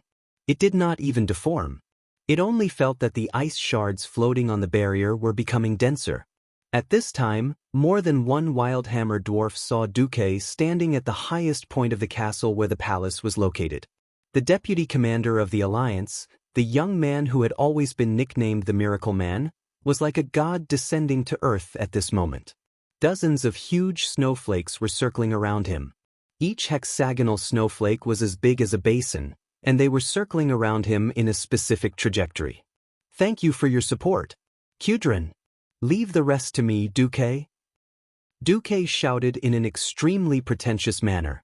In the next second, Duque stretched out his 5 fingers with a cold expression. A bluish-white magic rose from the soles of his feet, illuminating Duque's face. From the perspective of the Red Dragon cavalry, Duque was surrounded by a huge magic formation that was at least 30 meters in diameter. Zulu Hid, who was commanding in the air, had a drastic change in expression. He shouted, "Not good. But don't you think it's too late to escape now?" Duque sneered. A huge storm quickly formed at Duque's feet and spread rapidly. In the blink of an eye, the diameter of the storm was more than 300 meters. The griffins screamed in fear, trembling under the shocking power of this magic. But soon, they realized that they were already standing in the eye of the tornado, the safest place. There was nothing happening here. Instead, not far away, the icy wind that was as sharp as a knife was carrying pieces of ice crystals that were constantly spinning. With the swirling and the addition of a large amount of ice aura, these ice crystals quickly turned into huge round flakes, their sharp edges emitting a cold glint under the sun. Zulu Hid, who was high up in the sky, ordered his subordinates to climb as fast as they could. But it was too late. A thick layer of frost had already formed on the surface of the dragon's wings. Although the dragons were not afraid of low temperatures, it was enough to reduce the frequency at which they flapped their wings, greatly reducing their climbing speed. In the next instant, the air seemed to have been sucked away. The giant dragon and its rider screamed in pain as they fell to the ground. What awaited them was a giant tornado of ice blades that kept spinning like a meat grinder. Chapter 422. Alterac Mountain was a very barren place. Apart from snow and rocks, there was almost nothing here. There were no specialties. Even if there were some mines, how could they dig in such terrible weather? Perhaps the snowmen here were the only specialties. Alterac didn't have griffins, but King Eden was afraid of griffins descending upon his castle. Thus, he set up a flight restriction magic circle on the castle. It wasn't entirely correct to say that it was a flight restriction. This magic circle mainly removed some of the wind element and increased gravity. Normally speaking, if Duke wanted to make a name for himself in a magic array like this, he would have to extract the wind elements and use them to form an ice storm to kill his enemies. This was a complete paradox. But Duque did it. Under the gazes of the hundreds of Wildhammer dwarves and the thousands of Alterac soldiers, everyone saw a huge ice tornado form under Duque's command. It was a huge tornado more than 20 meters above the ground. It was so big that one couldn't see its end.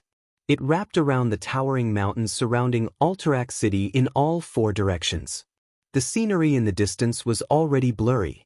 All that could be seen were faint shadows rising and falling, as well as the faintly discernible mountain range.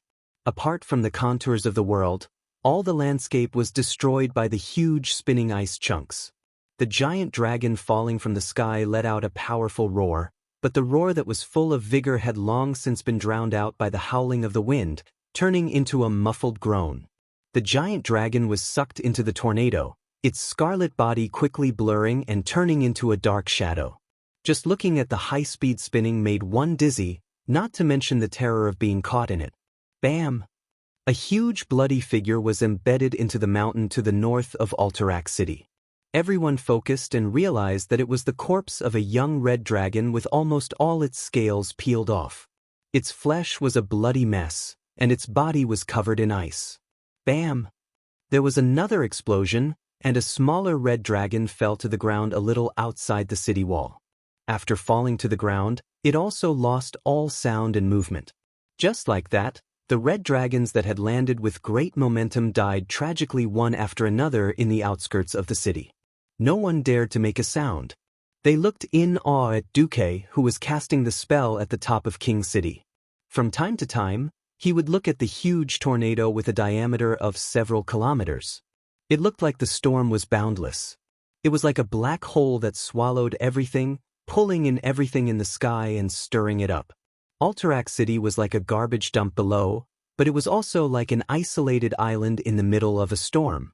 It was so small, which was why the storm was so wide and so powerful. The ferocious griffin was like a docile kitten, crawling on the ground, shivering. The Griffin Knights who had been through hundreds of battles took off their helmets and paid their utmost respect to the powerful mage who stood at the top of the castle. Everyone seemed to be standing on this safe island, quietly watching the performance of the apocalypse storm. Everyone had lost the ability to speak, silently watching everything. Those who were not familiar with Duque had the deepest respect for Duque.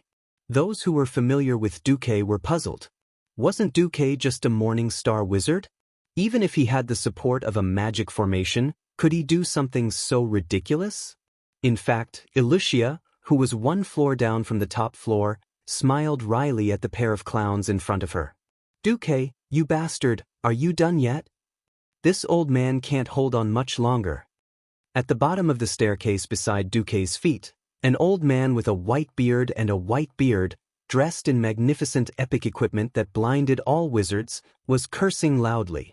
Just a little bit more. I'll be done after dealing with these 5. Duque seemed to be chanting, but he was actually replying. Bah, just materials for 5 red dragons? This old man looks down on you.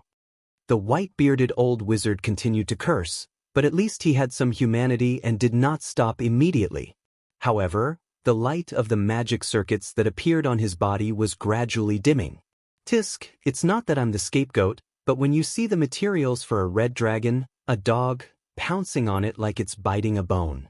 Duque had wanted to say that the dog ate sh*t, but he changed his words.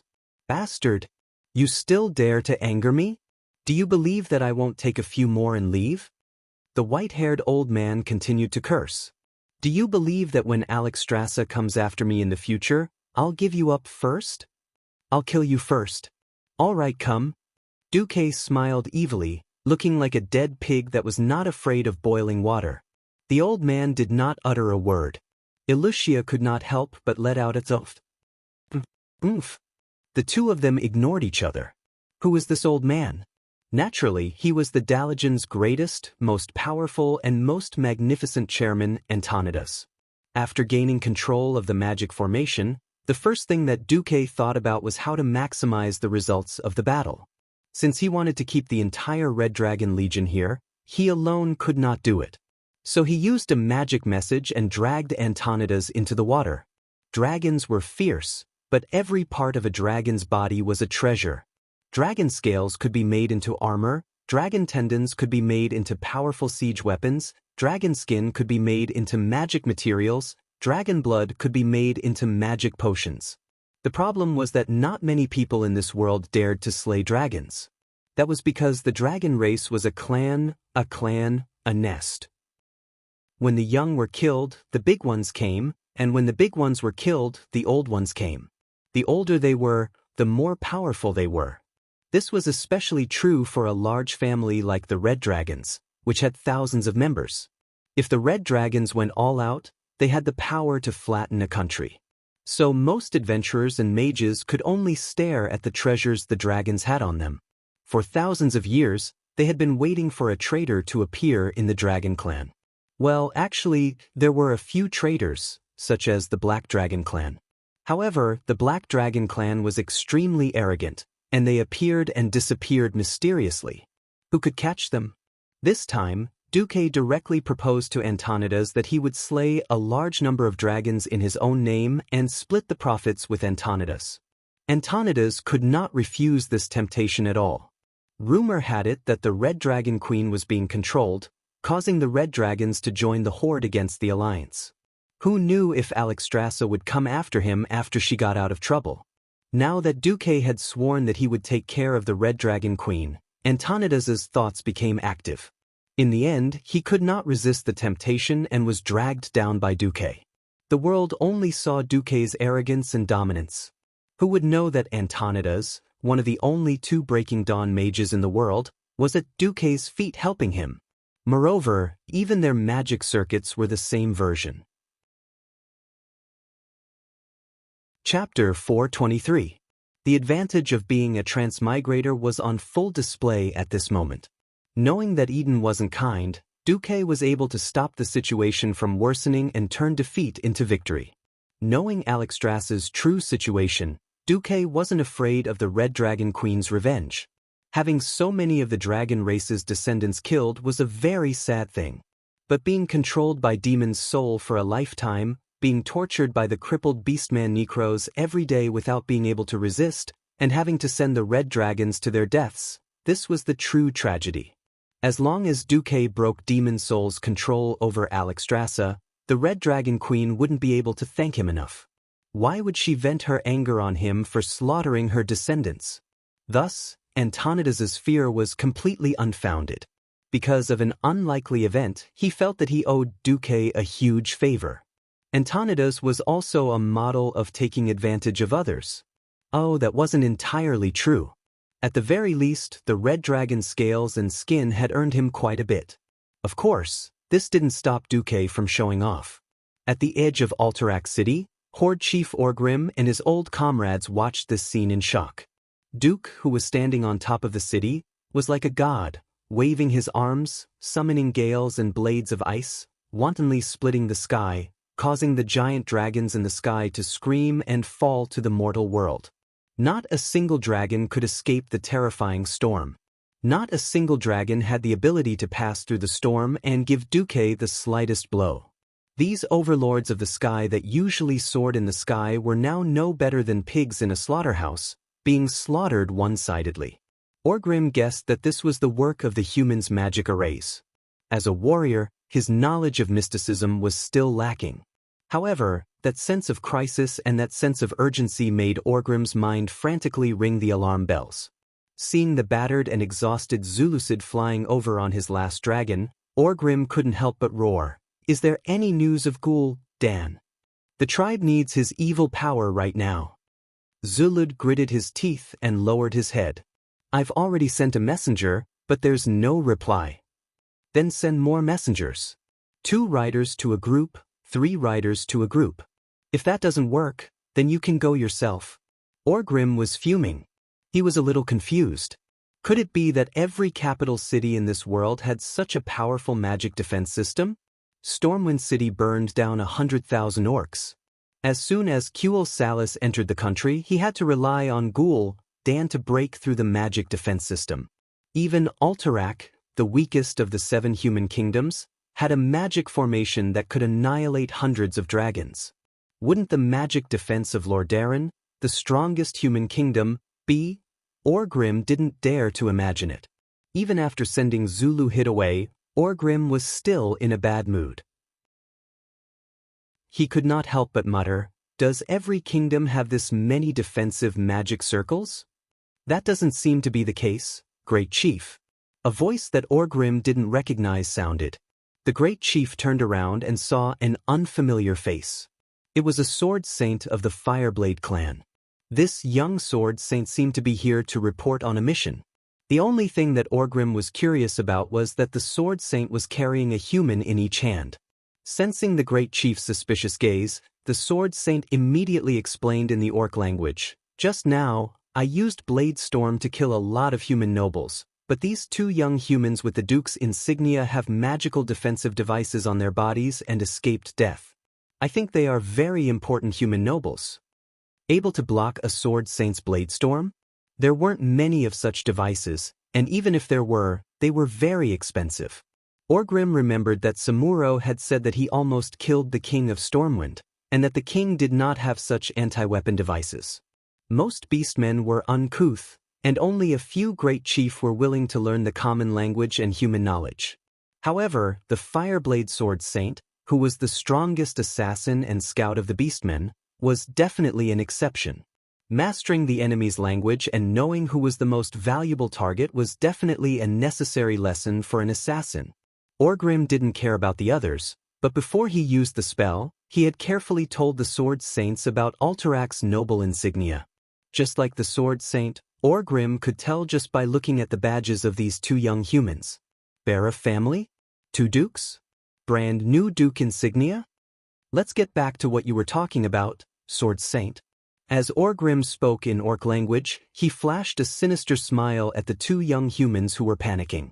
The two of them were so scared that they peed their pants. There were obvious water stains on their crotches. The Sword Saint didn't care at all and replied in orc language, "I just casually asked them, and they swore that Alterac definitely doesn't have such a terrifying magic defense." Orgrim was overjoyed. He turned to the two of them and spoke in human language, "I am the great chief of the Horde, Orgrim Doomhammer. The Horde's plan failed tonight, and I am very unhappy. Between the two of you, I'm only going to keep the most valuable one. The useless one will be the ogre's dinner." He purposely grinned, letting his sharp, crisscrossed fangs dangle in front of the two similar-looking fellows. In fact, to the two of them, he looked more like an ogre. I'll talk. I'll tell you everything I know. Don't eat me." The older one looked like he was about to cry. "Listen to me, that useless Wilden doesn't know anything. Don't listen to Alex." Orgrim was annoyed. He roared and pointed at one of them, "Shut up. I'll ask you answer." Orgrim asked as he led the dispirited chieftains. But as he asked, Orgrim's eyes lit up. "Haha." The entire mountain path echoed with Orgrim's wild laughter. He patted Kilrog Deadeye's shoulder. "We've found a treasure. Today is actually the Horde's lucky day." Orgrim didn't expect that what he couldn't accomplish with so many powerful chiefs would be accomplished by the two kids that were captured by the Sword Saint. These two young men weren't just any Tom, Dick, or Harry. They were the two precious sons of Duke Barov, Wilden Barov and Alex Barov. Chapter 424. As representatives of useless nobles with bloodline but no abilities, these two brothers could be said to have displayed their cowardice to the extreme. Historically, these two had always been at odds with each other. Even after their families were destroyed, they still wanted to kill each other. Even after they went to Draenor to open a lumber company, these two hated each other so much that they could not wait for each other to be destroyed so that they could take everything. History took a beautiful turn because of Duque. Duque never thought that these two brothers, who he thought were not worth his attention, would become the deciding factor in the war between the Alliance and the Horde. It was fine if these two brothers had no morals, but the key thing was that they knew a lot. From the geography of each country to their strength and military supplies, they actually knew everything. As the next generation of the Barov family, they were not young anymore. Duke Barov even trained them early and let them deal with family affairs. Alterac was the weakest country. Since they could not send too many soldiers, the Barov family mostly provided food and logistics to the countries of the Alliance to fulfill their obligations as members of the Alliance. Therefore, these two brothers actually knew most of the Alliance's military deployment and the situation around Lordaeron Mill Lake. After all, the three countries around Lordaeron Mill Lake were Lordaeron on the north coast, Dalagen on the south coast, and Alterac in the southeast. My information is absolutely accurate. I go to Lordaeron every year. Wilden shouted, trying to take credit. No. My internal information is correct. Alterac does not have such a strong magic defense system. Alex argued. There is nothing to argue about. Orgrim laughed and hugged the two brothers affectionately. He made a grand promise. As long as your information helps the Horde take down Alterac and Lordaeron, you will be the heroes of the Horde. Then you will be the heroes of the tribe, and you will receive the treatment of a tribal chief. I will also make one of you the king of the humans in the south and the other the king of the humans in the north. Really? Thank you, Chief. I will do my best. The two were so touched that they were about to cry. They did not even notice the strong smell of urine in their pants. The two were ambitious but brainless. They did not know that Orgrim's promise was a trap. He had to take it down first. Secondly, if all the humans on the continent were killed by the tribe, then what was the use of being the so-called king? Kilrog glanced at the two traders and asked in the beastman language, "Are you really going to let them be kings?" Orgrim smiled. Why not? They had lost too many orc laborers.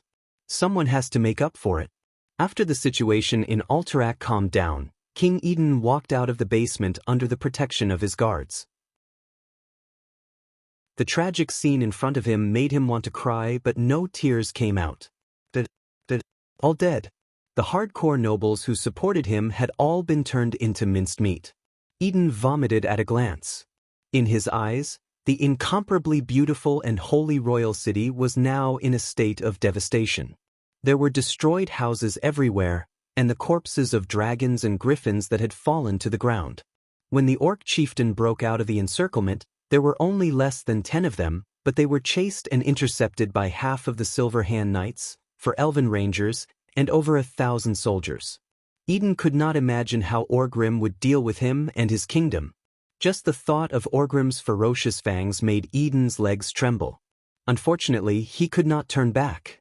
Duque's appearance had blocked his last hope of turning to the tribe. "Your Majesty, please restrain your grief. But the most important thing now is to evacuate the people. Since the main force of the tribe is not far from here, King Alterac will not be able to defend." Duque spoke as if it was a trivial matter. Wuther and the others beside Duque also looked at Eden and his guards with disgust. Duke did not bother with Eden. Although he was the Alliance's vice commander, he was still not qualified to judge a king.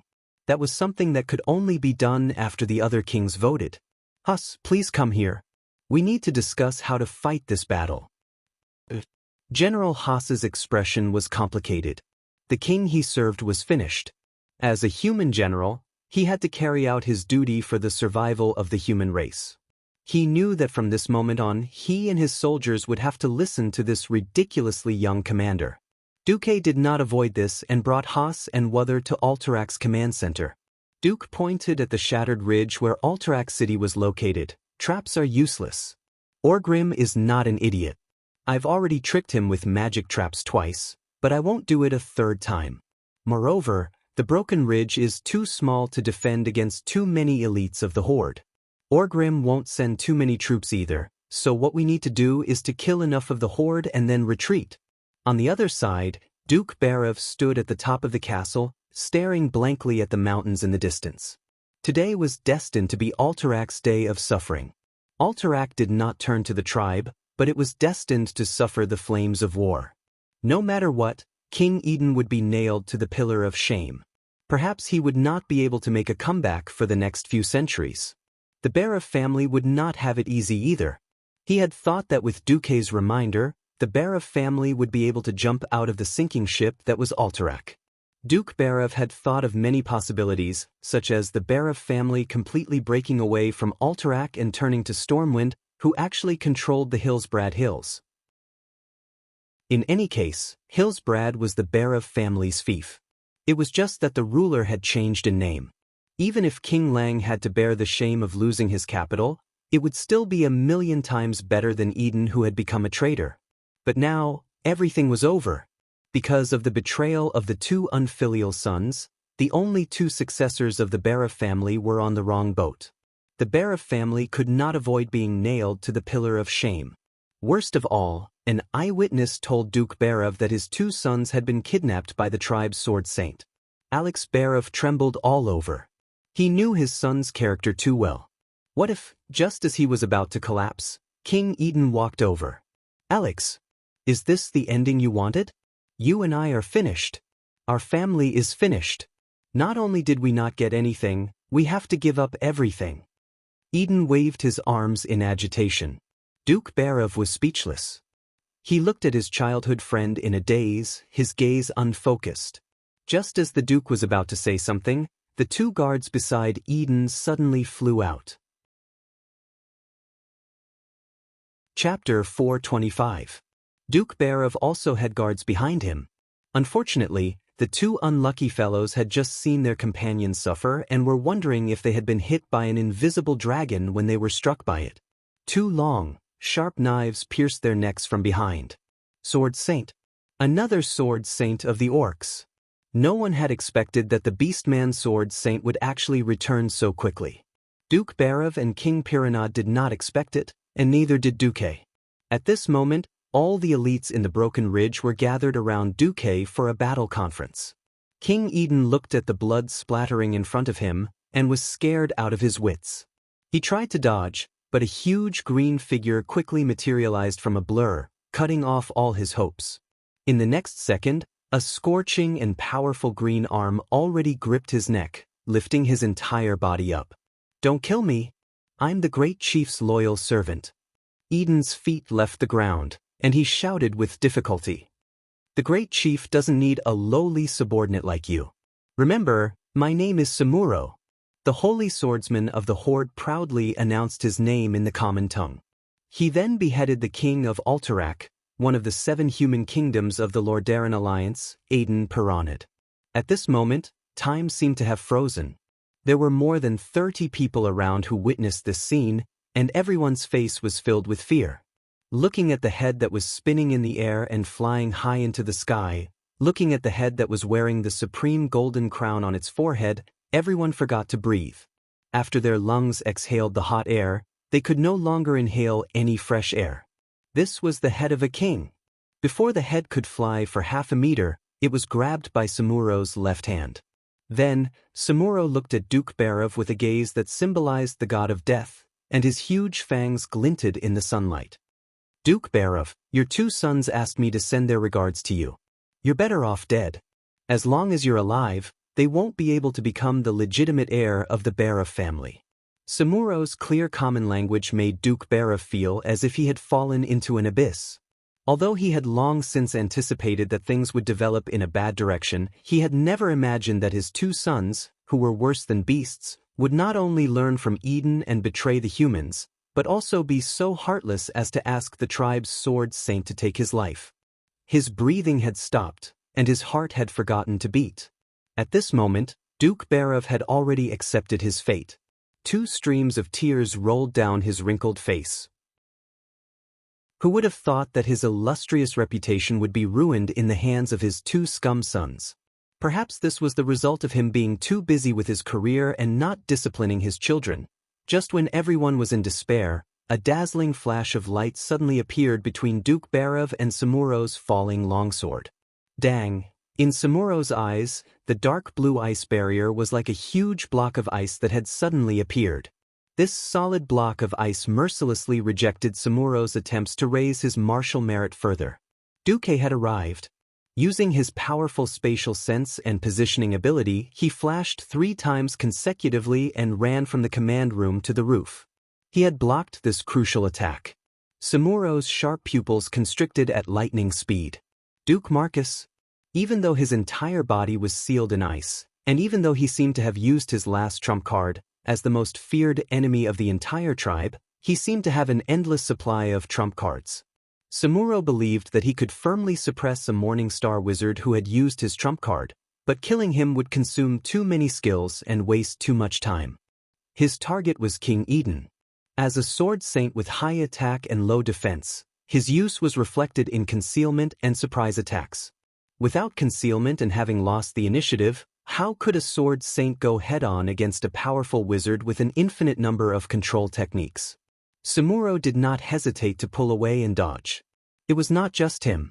All the sword saints of the tribe did the same. Even though Duque quickly cancelled the ice barrier, he could not stop the high-speed sword saint from jumping onto the roof of a tall building beside the castle. When Duque flashed over again and prepared to use the System Elf's powerful scanning ability to find and kill Samuro, who had entered the Gale Step state, another sword saint appeared beside Duke Bearov. Duque had no choice but to flash back again. That sword saint had been killed by Duque in an instant, but Duque had completely lost sight of Samuro. 30 minutes later, in the tribe's temporary camp, Orgrim let out the loudest and most heartfelt laughter since he had landed on Lordaeron. "Ha ha, ha. the head of a human king. The head of King Eden, who had died with grievances, was Samuro's most outstanding achievement. The golden crown on Eden's forehead told every orc chief of the night's harvest. Samuro, you're the chief meritorious service today. I'll allow you to carry this head around the entire camp. Thank you, Chief. Samuro's eyes were filled with ecstasy. This was the highest honor a horde warrior could receive. Orgrim punched the Alterac Kingdom's capital on the map. Today is the day of victory for the horde. We are going to destroy the capital of the Alliance. The entire horde camp was in an uproar. The head of a king. This was the first time they had obtained the head of a despicable human king since the start of the war. Every horde warrior raised the weapons in their hands and let out a loud roar, releasing the grievances they had been suppressing for a long time. This was the glory of the horde. This was the orcs' military achievement. Orgrim walked up to the high platform of the camp and took Eden's head from Samuro's long sword. He raised it up high, and a tsunami of cheers erupted from below. Today is the day of victory for the horde. We will use the head of a human king and the destruction of a human kingdom to tell all living beings on this continent that going against the horde is destined to fail. It will definitely be destroyed. Today is the day of glory for the horde warriors. Let us take this victory with our own hands. Loktar! Loktar! 50,000 voices rang out in unison. The horde moved out with unparalleled killing intent. With a thirst for victory. A thirst for fresh blood. The thunderous footsteps could be heard even from a few kilometers away. Duque, who was overseeing the broken ridge, had a blank look in his eyes. His face was green. After thinking for a long time, Duque let out a long sigh and waved his hand. Pass down my order, everyone retreat immediately. Why? General Haas's neck was red. Because Eden is dead, the horde's morale is at its peak. But because our king is dead, the soldiers desire revenge for his majesty. Haas's eyes were bloodshot. I have a message for you and your soldiers. What is it? Keep the land, but lose the people. Keep the people, but lose the land, but recover. Duque said something that the people of Azeroth could not understand. On this day, the capital of the Alterac Kingdom fell. Chapter 426. The Alterac Kingdom was destroyed. Orgrim was smart enough to control the number of orcs that attacked. 3,000 people, half of them elites and half of them soldiers. More than 2,000 of them were orcs, many of them were trolls, and dozens of ogres. This was a number that tested Duque's mental fortitude. Duque had been using a high ratio of casualties, and Orgrim had noticed this. That was why Orgrim attacked with a force that was close to teasing Duque. Alterac's mountainous terrain was a natural barrier for humans, but not for the horde. Duque only sent the Silver Hand Knights and the Windrunner sisters to guard the rear, and did not defend to the death. Reality proved that Duque's decision was right. General Haas, who was not far from Duque, saw many trolls with white and blue skin climbing up the cliffs around the broken ridge. They were throwing spears at the Holy Knights from above. They are Frostmane trolls, a branch of the Frost trolls. They have been active in the Bronzebeard dwarves Dan Mola. Now they seem to have been recruited by the horde, Duque said calmly. He could almost imagine that if they defended to the death, the Holy Knights might be able to hold on, but the normal human warriors would definitely collapse under such a three-dimensional attack. Alterac did not have the protection of snow in the summer. After the Silver Hand Paladins retreated, the entire capital city was set ablaze. The warriors of the tribe roared loudly and wantonly celebrated the destruction and conquest. Duque's face twitched as he snorted coldly. He saw the orcs pulling out large amounts of frozen meat and other rations from the cellar. In the cold Alterac, there was frozen soil 2 meters below the ground. It was the best place to make an ice cellar. Most of the horde were people who did not mind meat. This batch of meat would obviously be a strong support for the horde in attacking Lordaeron. Duque could not help but sigh. Orgrim had succeeded in the end. Although the situation was not as bad as the original history, it was not much better. In the original timeline, the second battle of the Dark Portal had completely changed the fate of the Alterac Kingdom and the Barov family. The treacherous King Eden surrendered to the Orc army and launched a counterattack against the Alliance army. They incited peasant riots in the areas controlled by the Alliance. The rebels repeatedly harassed the Dalajan troops around Hillsbrad, preventing them from supporting the Alliance forces fighting on other fronts. Very soon, the actions of the Alterac Kingdom incurred the wrath of the Dalajan mages. The Dalajan swiftly and decisively dispatched an army to completely destroy the Alterac Kingdom and raze it to the ground. This was the Alterac ruins in the future. 10 minutes later, Duque saw the Knights of the Silver Hand, who did not have many scars, and the Windrunner sisters, who were covered in sweat. Wuthers seemed a little dissatisfied. Deputy Commander-in-Chief, why did you send out the retreat signal so early? We can still kill more tribes. In Duque's eyes, Uther was not a qualified commander. His leadership was limited, and he did not see the big picture well enough. He was like the most perfect saint, spurring everyone to move forward with almost strict faith. Uther was indeed the most perfect flag, but not everyone was willing to live a more puritanical life than a Puritan. Most of the time, Duque only used Uther as a fierce general. Duque smiled faintly. This is not a good place for a decisive battle. If you were somewhere else, you could kill 100 Horde warriors in an hour. Here, you can only kill 40. Save your strength, there is still war to fight. Pack up, we will immediately set off for Lordaeron. If we don't leave now, the tribes will reach your home before us. Not only Uther, but Sidan and Theon, the paladins from Lordaeron, also raised their eyebrows. Ignoring the paladins, Duque turned to General Haas and said, "Bring the Eagle Knights and all the infantry you can muster and follow me." Haas was stunned. He turned to look at the Alterac refugees in the distance. What about the Alterac citizens? Leave them to the local garrison. What if the Horde attacks them? Haas and the other Alterac generals were anxious. Duque's eyes sharpened. His sharp gaze reminded Haas of the eagles that were flying over the snowy mountains, about to pounce on the prey. I've been fighting with Orgrim for so long. Do you think I don't know what he's planning? Believe me, before Orgrim split up to attack the Broken Ridge, he had already led the majority of his troops to Lordaeron. Who knows, they might arrive even faster than we thought. Elusia's eyes were red as she silently stood behind Duque. She knew what Duque meant. Her two goddamn brothers were leading the way for the Horde. With them leading the way, the main force of the Horde would pass through the Alterac Mountains at a terrifying speed.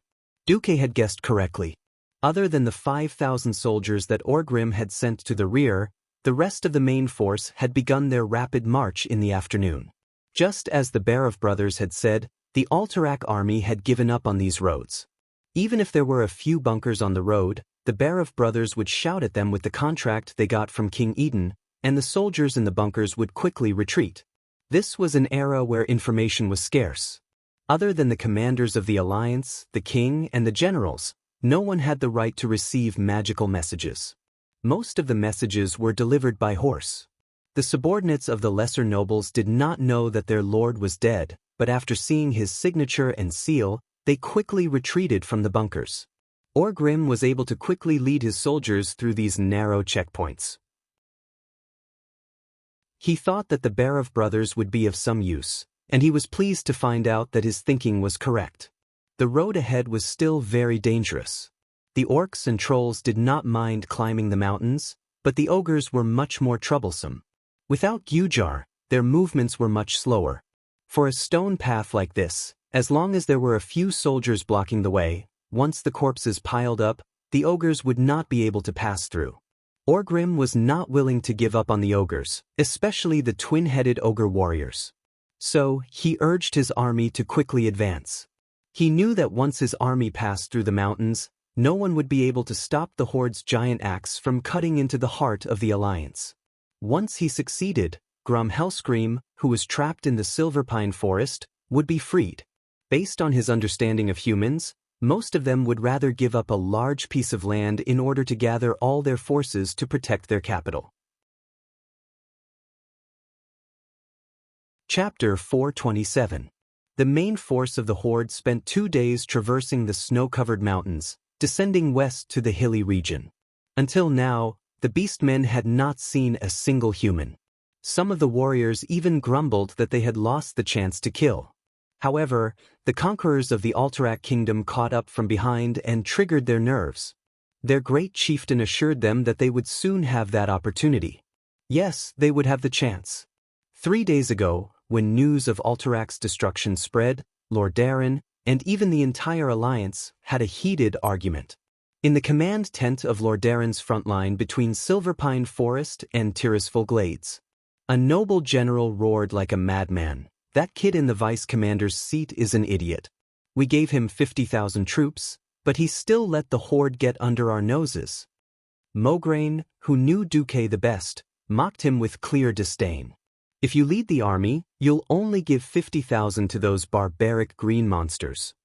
Retreat. Fail. Lose the capital. This is the second in the alliance to lose the capital. Who's next? Lord Darren? Iron Forge or Riptide Keep? Are we competing to see who will fall faster? No, we must keep the initiative in the hands of the people of Lord Darren. Your Majesty, you should use your influence to take back the position of commander and vice commander. Another duke jumped out and slammed the table, attracting everyone's attention. His suggestion was immediately echoed by many nobles. Bang, bang, bang. He slammed the table, and Mograine did the same. As one of the few nobles who was extremely powerful, Mograine was not inferior to anyone in terms of making noise. Watch your mouth. Duke Shade. Changing the commander will only cause more chaos. Mograine's exposed muscles bulged, his veins bulging. The 2 commanders you speak of have done a good job. Under their leadership, we killed 500,000 beastmen. The only reason for this is that there are too many damned greenskins. The one called Santos did not give up. If His Majesty Menethil leads us, we can kill 1,000,000 orcs. Admittedly, this was a very skillful bootlicker. If it was any other time, King Tarinas would have accepted it with a smile. Unfortunately, this was a time when they needed the help of the allies the most. The king of Lord Darren, who was sitting on the highest seat, said calmly, "If I were the commander, there would be no alliance." The nobles immediately shut up. The white-haired King Tarinas rubbed his temples and turned to look at his best commander, High Lord Mograine. "What is your opinion, my Mograine?" "We can only retreat. The best soldiers of Lord Darren have been transferred here. The remaining city guards can't possibly deal with the core elites of the horde. If the combat power of this horde is as terrifying as Deputy Commander-in-Chief Marcus described, a few of the nobles stood up like cats whose tails had been stepped on. However, Tarinas raised his hand and gestured for them to keep quiet, and they could only hold it in. "We don't have enough soldiers to fight on 2 fronts, so my answer is, yes." Ignoring the murderous gazes of the nobles whose fiefs were in the Tirisful woodlands, Mograine gritted his teeth. "We don't have enough troops to fight on 2 fronts, so my answer is, yes. My Majesty, we cannot afford to lose Lord Darren." Everyone knew this, but it was a different story when it came to the horde. Everyone knew that the horde was a swarm of locusts that would consume all the resources wherever they went. The horde was a nomadic people, and they had no concept of sustainable development. They hunted all the beasts in the forest and cut down all the trees. When they had no other choice, they would let the laborers feed the animals with plants. For example, the pigs captured from the humans were very much to the beastmen's liking. After fighting in the Silverpine Forest for so long, they had almost destroyed the entire forest. It was summer, and it was difficult to find a tree with green leaves. Once they retreated, the Silverpine Forest would become the template for the future Tirisful woodland. Now that they saw the bitter faces of the Tirisful woodland lords, the lords of Silverpine Forest who had suffered for a long time felt like gloating over their misfortune. However, retreating to Lord Darren was also a painful choice. After being surrounded by the horde from both east and west, Lord Darren would lose all contact with their own territory. If they wanted to get supplies, they could only rely on Lake Lord Darren. To the east of the lake was a mountain, to the west was the destroyed Silverpine Forest, and to the south was the Dalagen. The Dalagen had never been known for their food production. What was particularly ironic was that the grain production area controlled by the refugees from the Stormwind Kingdom in Hillsbrad had become the backbone of the Alliance's food supply a year later. Alright, next topic. Since we've decided to retreat, how do we do it? The horde in the Silverpine Forest had obviously received the news, and their attacks had become more frequent in the past 2 days. If we retreat now, we'll all be wiped out if the horde catches up to us, Mograine warned solemnly. In principle, we have to leave some troops behind to cover our retreat. Hearing this, many lords' facial muscles twitched, and they lowered their heads. Some even took small steps back, afraid that their king would take a liking to them. Tarina's expression did not look good. He waved his hand, and a servant immediately handed Mograine a note. I'm not very familiar with military matters. This is an idea that Duque gave me using magic. What do you think? Mograine's eyes lit up when he saw it. He said excitedly, he really is a military genius. Grom Hellscream personally led the army to attack the northern defense line of the Silverpine Forest. As a pure warrior, he did not know much about strategy. Since Orgrim had sent him a letter to lead the army to the north, he continued to send small groups of troops to attack. The humans' performance when they had a solid base was much worse than when they were fighting in the wild. If these guys were allowed to return to Lordaeron, it would definitely increase the difficulty of the attack by a few levels. For the past few days, there had been continuous drumming in the north, as if telling the horde that they were on guard.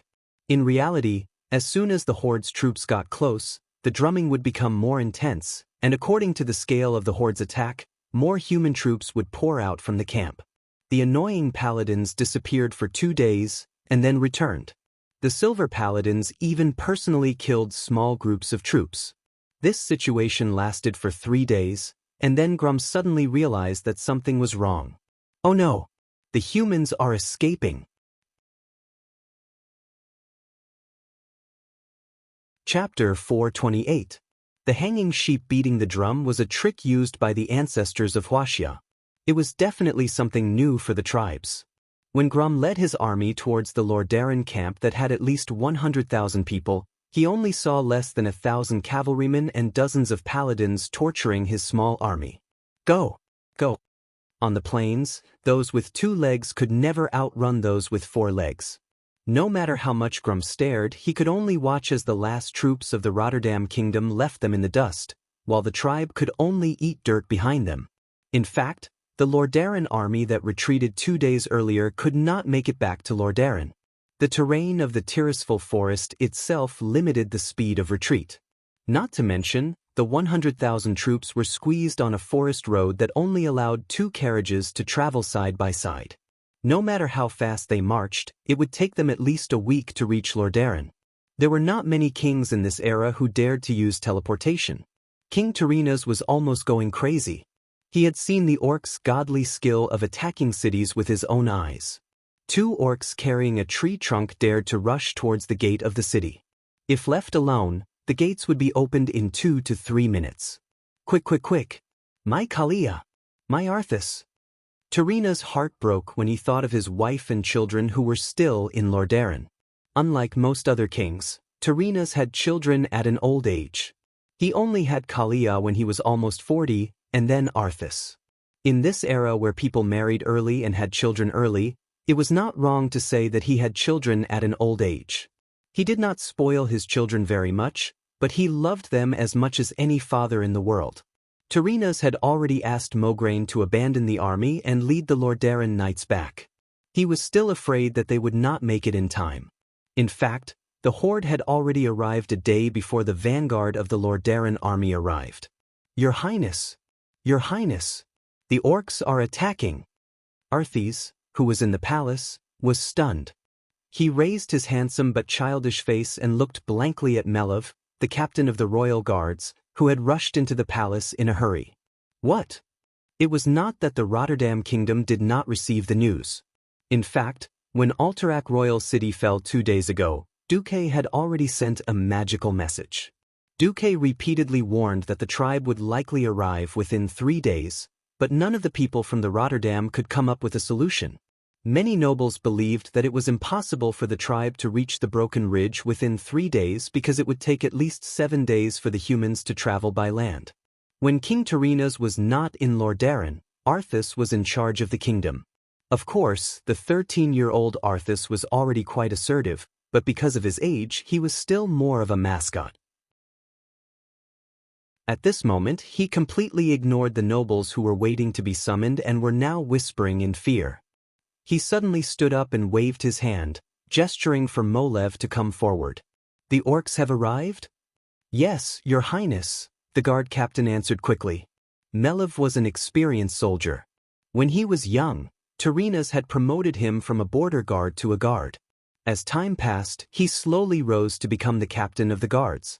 Arthas knew him very well. Molev wasn't a coward. Right now, his face was pale and his body was trembling. They crossed the Alterac Mountains earlier than expected. In fact, by the time I reported to Your Highness, they should have already advanced to the shores of Lordaeron Lake. Arthas quickly walked past the guard captain and strode out of the inner palace.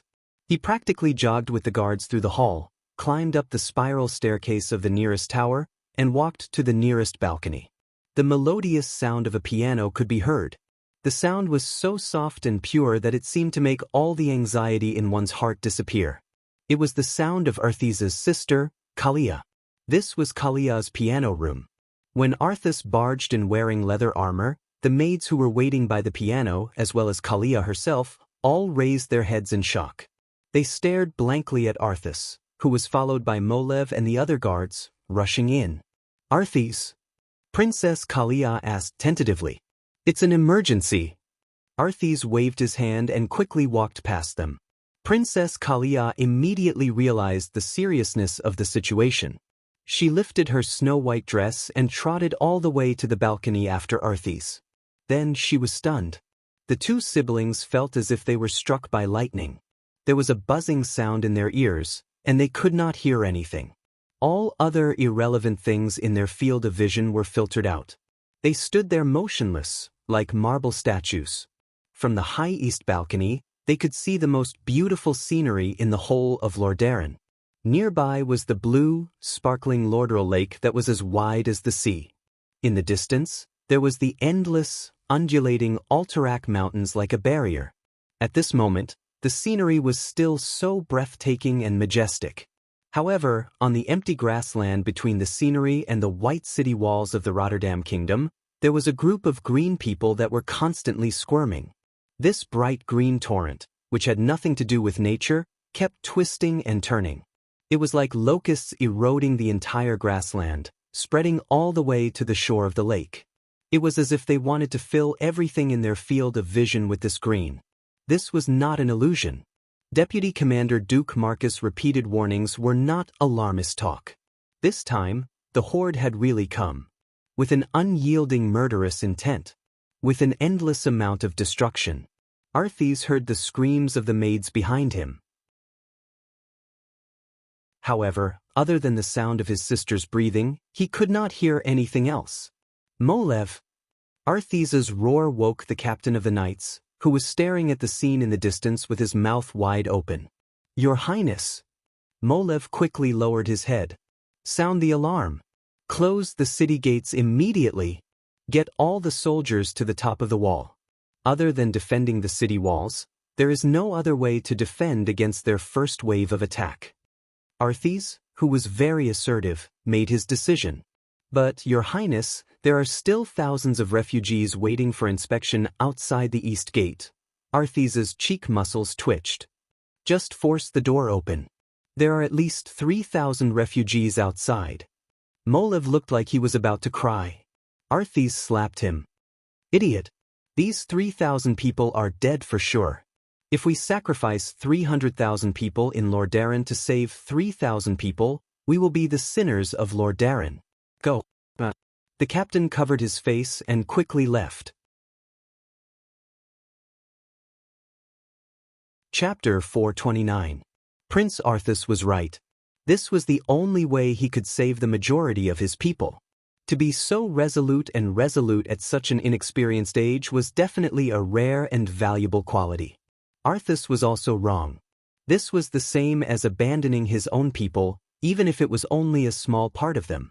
In this era where sacrifice, courage, and chivalry were emphasized, most kings who were brave enough would choose to send their generals or even personally lead the army to fight for a chance of survival for their citizens who had yet to enter the city. Princess Kalia covered her mouth and nose in shock, looking at Arthas in disbelief.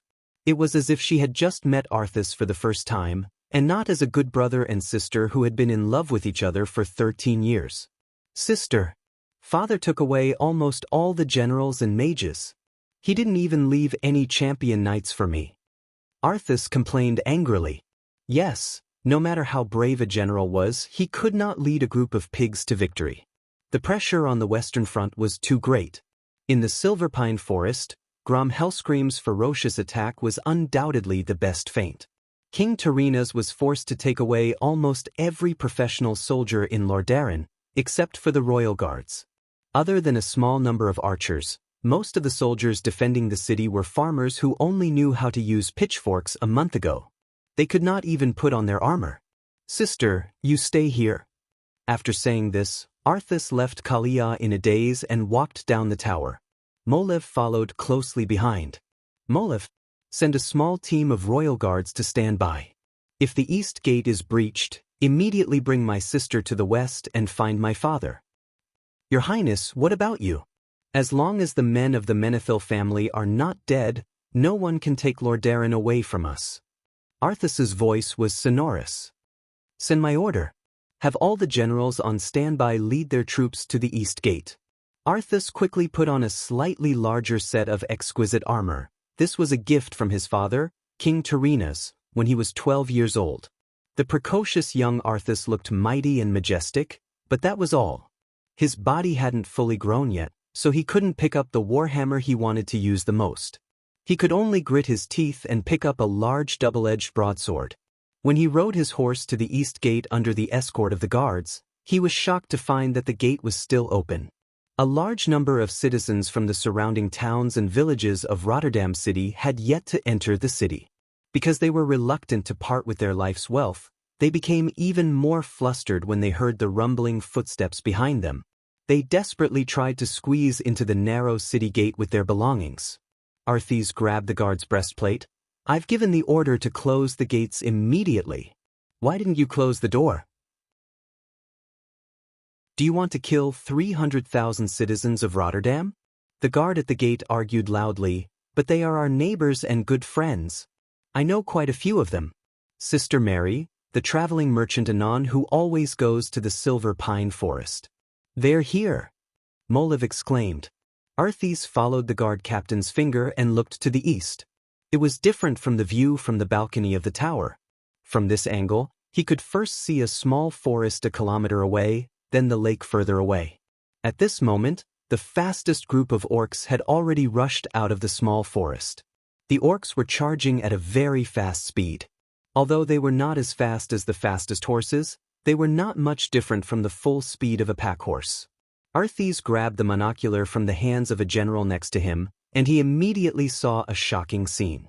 These green-skinned beasts had the same body size as the strongest humans. They had explosive muscles and huge beast-like heads. However, he couldn't see any large siege weapons, except for some heavy logs that he thought were giant warhammers and some crudely made but shockingly long ladders. What shocked Arthas the most was that the height of these ladders matched the height of the city walls of Rotterdam. Other than that, what entered his vision were giant hammers, axes, and extremely blunt swords that humans couldn't wield. He was also sure that they definitely had iron hooks and ropes. They were unimaginably barbaric, but they had extraordinary intelligence. Ah! The people under the city gate screamed even louder. They crazily squeezed into the city gate, pushing and shoving each other. The more panicked they were, the more they squeezed into the city gate. The drawbridge of the moat was filled with people and animals pulling carts. Arthas's eyes almost popped out of his head when he saw a carriage overturned on the drawbridge. A horrifying scene appeared in his and the other guards' minds. In less than 10 minutes, those brutal green-skinned beasts would step over the corpses of these idiots who wanted to squeeze into the city. They would rush into Rotterdam through the city gate that was wide open because of these guys, turning the entire city into a sea of fire and pushing 300,000 people into hell. Shoot! Shoot at those mobs! Arthes's fierce shout was like that of a devil. But those are our brothers and sisters. The guard at the city gate shouted. He looked like he was about to cry. The next moment his voice stopped abruptly. He had never imagined that his head would be cut off by the most respected Prince Arthas with a single strike. At least 100 people witnessed this scene, and each of them was so shocked that their mouths were wide open, unable to close. Bastard! For the safety of 300,000 people, in the name of Arthes Menethil, I order you all to shoot. Otherwise, all of you will die with these mobs. The thunderous shout finally woke up the stunned archers. They gritted their teeth with tears in their eyes and started shooting. The citizens of Rotterdam who were rushing into the city cried even louder. They would never imagine the scene of their own country's soldiers shooting at them even in their nightmares. Almost instantly, there was not a single living creature on the entire drawbridge. The citizens near the moat beside the drawbridge screamed in fear and scrambled to escape from this land of death. Shoot anyone who dares to go near the drawbridge. Arthes shouted with tears in his eyes. Melev, take some people and push everything on the drawbridge into the moat. Then, raise the drawbridge as fast as possible. Melev did as he was told. They pulled every single citizen who was still in shock into the city and pushed most of the corpses and debris into the moat. However, an overturned carriage was firmly pinned down on the drawbridge. It was a carriage that carried food. The 2 horses were already dead. However, the dead horses' corpses and the food that was tied up too well were at least 2 tons heavy. It was not something that could be solved by manpower. In the past, such a situation would take a long time. Now, it was almost impossible to solve it in less than 10 minutes. Chapter 430. In the distance, Orgrim was overjoyed at the sight. Ancestors above! Attack that gate! The great chief's voice inspired every beastman around him. The beastmen who did not participate in the destruction of Alterac shouted loudly. The great chief had promised that they would have the chance to kill and destroy. Now, it was time for the great chief to fulfill his promise. The beastman warriors seemed to be on steroids. Their footsteps quickened as they charged forward. On the other side, Arthas was distraught. Some sharp-eyed archers saw to him that the orcs were carrying some crude, pre-made bridges to cross the moat. This kind of preparation was very different from what he knew of the beastmen. Furthermore, those huge wooden bridges were not something that humans could carry. But in his field of vision, there were only 2 beastmen carrying these wooden bridges. The most unimaginable thing was that these beastmen were actually wearing thick iron armor. What kind of terrifying power was this? From the tower, the beastmen looked like ants swarming across the empty space. They quickly rushed across the empty space and approached the city walls. Arthas was shocked by the sheer number of them. These brutal beasts killed more than 2,000 people who were still lingering outside the moat in front of the Lordaeron guards as if they were cutting melons and vegetables. No, some people looked at the beastmen with hatred, while others secretly glanced at Prince Arthas. Arthas did not notice, because the beastmen had already filled his eyes. Now, from the nearest point of his field of vision to the far distance, to the grasslands and groves by the edge of Lordermere Lake, to the valley where the cliffs of the mountains split open, he saw a dense crowd of orcs. His dream of waiting for his father to lead the army back was shattered. The horde was already there. They filled the valley and surrounded the city. Now the whole city looked like a dead leaf on a tree in autumn, about to fall. In the magic transmission mirror, Arthas had seen how the beastmen treated the fallen shattered ridge. He did not want that scene to happen again. The young prince worked hard. He had initially ordered the ballistae to shoot at the beastmen, but the effect was terrible. If it was a human army that was lined up neatly, one shot from a ballista could kill at least 10 people. The orcs who were charging in a scattered manner were clearly the bane of ballistae, which dealt high single-target damage but did not have large AoE attacks. Most of the ballistae did not hit their targets, which made the already flustered defenders very frustrated. Soon, the orcs entered the range of the archers. Fire! The scene of the enemies falling to the ground one after another did not happen. These terrifying monsters were wearing armor that was thicker than that of humans. Just by hearing the clanking of arrows, Arthis estimated that the armor of these monsters was at least a third of an inch, 8 millimeters, thick. Arthis suddenly came to a realization. That's right. The military manual that was personally written by the Alliance's Vice Commander Duke Marcus and distributed to all the Alliance's high-ranking generals had a line that said that bows and arrows were useless against the strong orcs. Only heavy javelins could kill orcs better. Javelins? Where are our javelins? Arthis bellowed.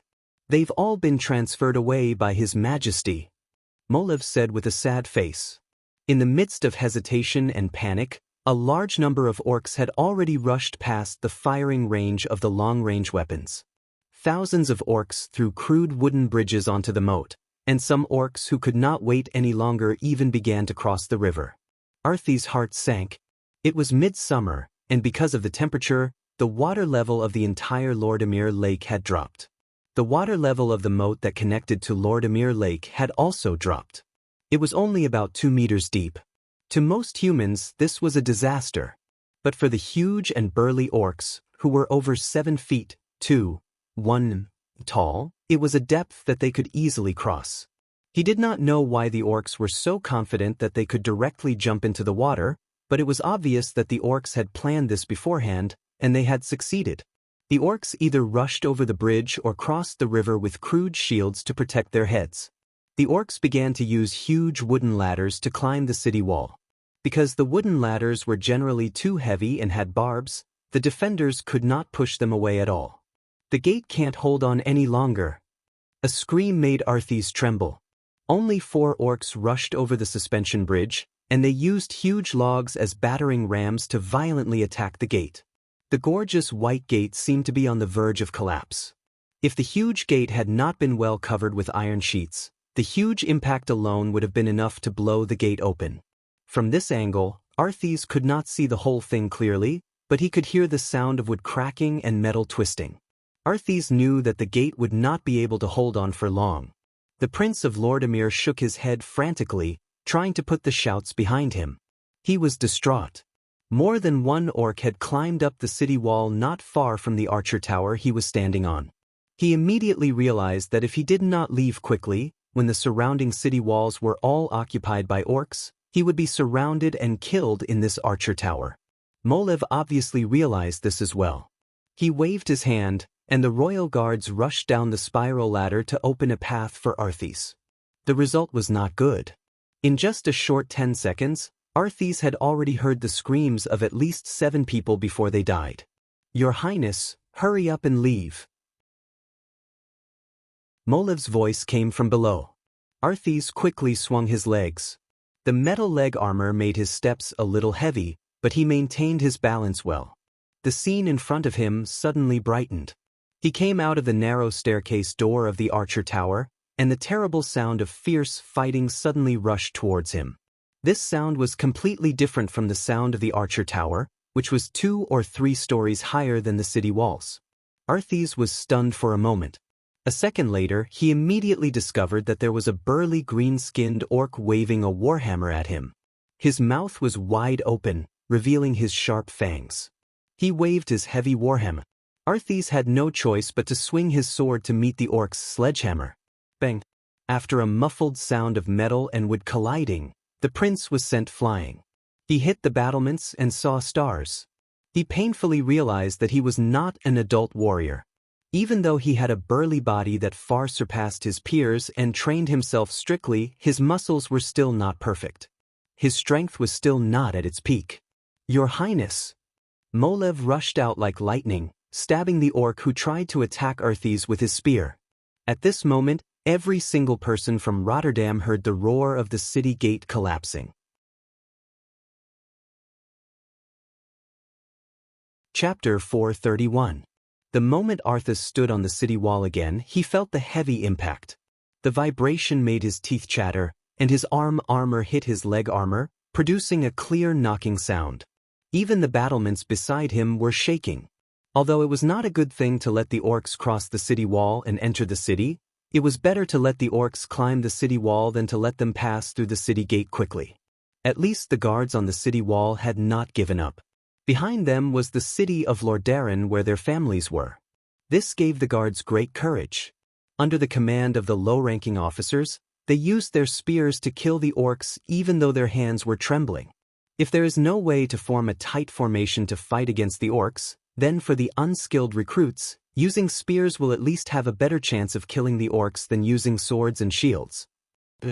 At least in the middle distance, the recruits with spears still had a chance to kill the orcs. The orcs' open and wide moves were not difficult to break. Even for the recruits, they would most likely hit the target with their spears. As for where they would hit, it would depend on whether Lady Luck was on their side. "Hold on," he shouted to a lieutenant who was standing near the city gate and looking up. "Call some people over and block the city gate."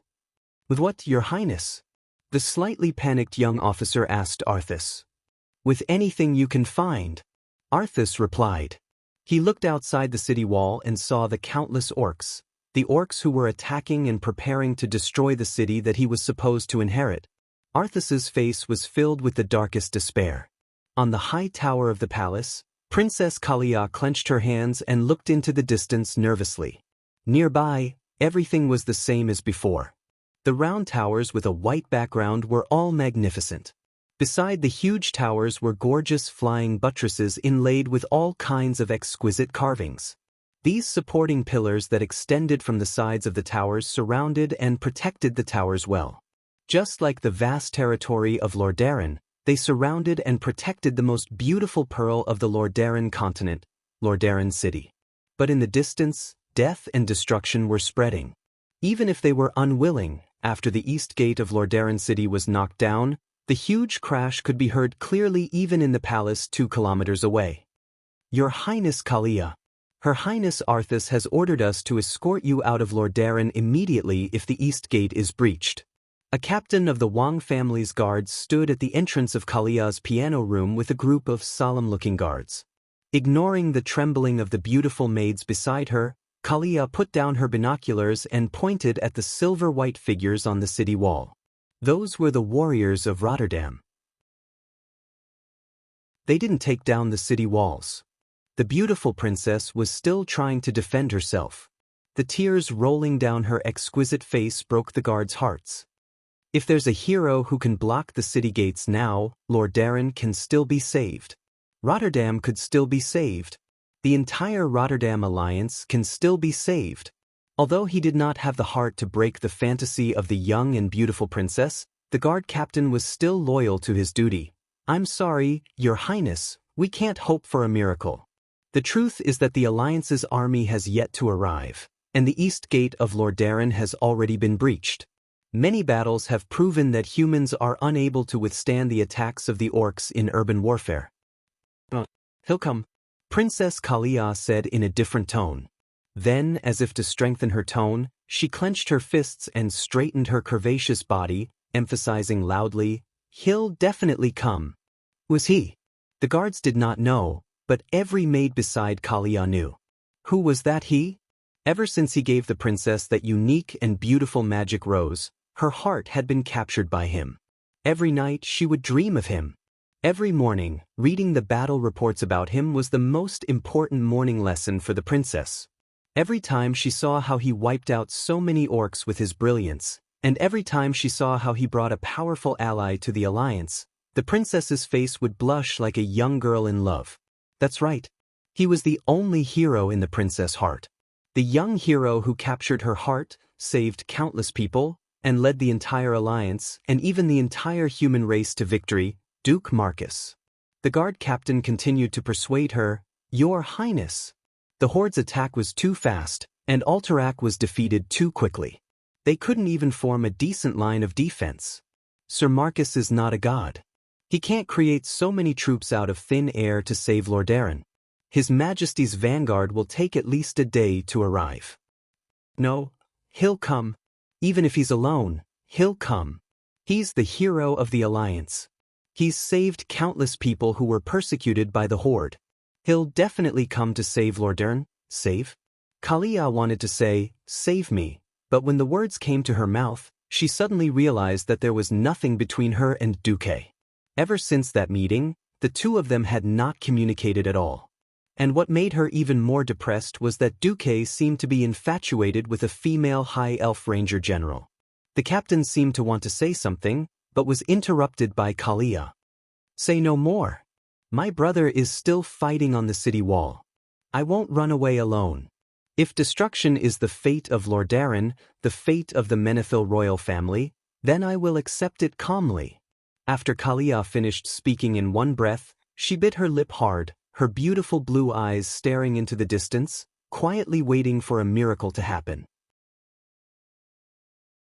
Everyone could see that Princess Kalia was close to being possessed. She was madly infatuated with Duque, who had a halo of miracles.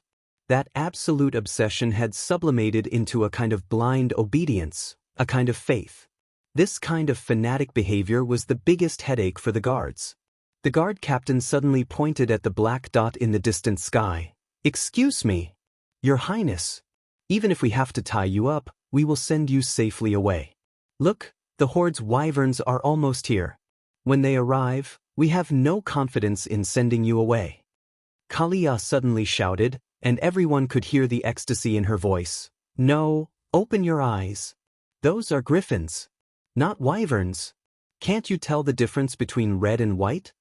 The guard captain looked in shock at the black that covered the southeast lakeside and rushed towards them at high speed. A few seconds ago, it was still a black, but a few seconds later, he could see faint white wings vibrating. It was indeed a griffin. The horde's wyverns were all red dragons, and there were no white-winged flying mounts. They really came? At this most critical moment. Chapter 432. The city could not be defended. Without reinforcements, they could only unleash 50% of their 100 combat power unless they were destined to be massacred. However, it was different with reinforcements. They could unleash 200% of their combat power. Duque was here. He really came. With an army of nearly 1,000 griffins. Before the griffins arrived, Duque moved. A series of flashing lights appeared in the air. The lights were so short and continuous that they left a long and huge arc in people's eyes. It went straight from the sky to the east gate of Rotterdam. At this moment, when Rotterdam, the core of the alliance, was about to fall, Duque arrived. There was a loud sound in the sky, and Duque made his appearance. The water elements in the air were gathering at a high speed, and the water in the moat was rising. Under the gaze of tens of thousands of orc and human warriors, Duque gathered a large amount of water and poured it into the entire city gate in just a few seconds. In just an instant, the city gate that was already open was completely blocked by a huge block of ice. "Orgrim, have you asked for my permission before attacking Rotterdam?" A loud shout, amplified by magic, penetrated the entire orc formation and reached far away. Standing proudly on the city wall, Duque's mage robe fluttered in the bloody wind. His iconic hand of magic covered the entire sky above the east gate, and countless tricolored frostfire arcane missiles rained down on every orc's head. The soldiers of Rotterdam were often fighting a bloody battle just a moment ago, but in the next instant, they were shocked to find that the fierce and powerful enemies in front of them had already been blasted in half by a terrifyingly accurate magic spell. All of a sudden, with the east gate as the center, the orcs within 200 meters were emptied. After a short moment of shock, the entire city wall immediately burst into thunderous cheers. "Long live the Alliance! Long live Lord Marcus! God bless Rotterdam!" At this moment, Arthas, who was retreating to the palace under the cover of the royal guards, suddenly realized that the situation behind him had changed. The city gate at the end of the long street was blocked by a huge translucent block of ice. Arthas turned around just in time to see the horde that had just charged into the city being instantly killed by a gorgeous magic. Countless white hands of magic rained down from the sky. The only one who could do this was the legendary vice-commander of the Alliance, Duke Marcus, who had inherited the title of Hundred-Handed Reaper from his master. Looking at the magnificent magic attacks and the dwarf griffin knights hovering above the city walls and killing the horde with their thunder hammers, Arthas suddenly felt ridiculous. If I knew this would happen, I wouldn't have run. The griffin flew towards a tall tower near the city walls. When it almost stopped, an agile elven ranger jumped down from the griffin's back and stood on top of the tower, raining down arrows outside the city. The extraordinary archery skills of the elven rangers were on full display at this moment. They could shoot arrows with a long parabola just by feeling, and with the help of the tower, they could extend the range to more than 200 meters. The griffin knights that flew back to the battlefield did not use their usual trick of letting the griffin swoop down to kill the orcs. Instead, they dropped a large number of strangely shaped metal objects. These large bombs produced by the goblins were more lethal than iron grenades. Once they were hit by an impact, they would immediately explode violently. The battlefield was suddenly filled with explosions, and corpses and broken limbs were everywhere. Watching this scene from afar, Orgrim's face turned green again. Duque was definitely the only one who could make the great chief's brown-red face turn green again and again. Marcus. To Orgrim, to the entire horde, this name was almost a nightmare. No, not a nightmare, but a terrifying existence that had been upgraded to a curse. Again and again. Again and again. Every time the horde saw the hope of complete victory, there would always be Duque or Duque's creation to stop the horde from achieving complete victory. It was impossible for Duque to be like the gods of legend, leaving his avatars in every corner of the world at the same time. On every battlefield, there were legends about Duque. His stratagems, his commanders, the strange but effective mechanical creations he invented, they almost always restrained the horde's offensive. Orgrim could not help but wonder if the heavens had specially sent Duque to deal with their horde. If there was no Duque, the horde would have conquered half of the world of Azeroth. On the other side, on the balcony of the palace tower, the maids who had just exclaimed were silent. The royal guards standing at the side were dumbfounded. Everyone looked at Princess Kalia, who was shouting on the balcony, in a daze. Holy light above! It's Duque! Oh, my hero! He has come to save me! He has come to save the entire Lordaeron city.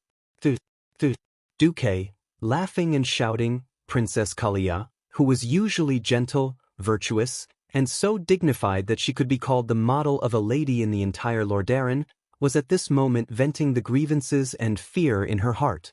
Every young girl had the dream of a prince on a white horse. The brutal orcs had attacked. When her father was not around, when there was no minister or general around her that she could rely on, when her young brother could not stop the enemy's invasion, when she was already pessimistic and desperate, ready to die for her country, Duque had come. Riding on a pure white griffin. A beautiful, majestic, and legendary griffin. Just as she had prayed and hoped for, Duque had come at the most crucial moment. As a savior, he had used his supreme magic to save Lordaeron City. Kalia could not describe the ecstasy and excitement in her heart. She only knew that the fanatical worship had ignited every cell in her body. She only knew that her soul would be branded with Duque's name from now on. She kept shouting Duque's name loudly, like a fanatic worshipping a god, willing to burn her life for him. After slightly repelling the horde, Duque suddenly appeared in front of the stunned Prince Arthas with a few flashes. The guards instinctively got into a fighting stance, and when they saw Duque's alliance emblem, they immediately breathed a sigh of relief. Are you Prince Arthas Menethil? I am the Alliance's deputy commander, Duke Marcus. Arthas wanted to take a good look at this legendary figure of the Alliance, who looked to be slightly shorter than him and only a few years older than him. But he knew that the military situation was urgent, and quickly said, I am Arthas. Does the deputy commander have any orders? The situation is urgent. I need your highness's authorization to open the teleportation circle in the east of Lordaeron City, as well as the control of all the magic towers in the entire eastern city.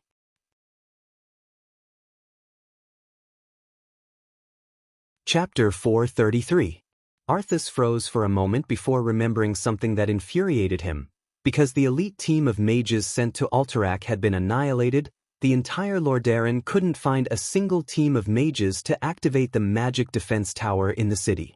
If they had the protection of the magic tower, how could the Horde have attacked the city so easily? Those things could be settled later.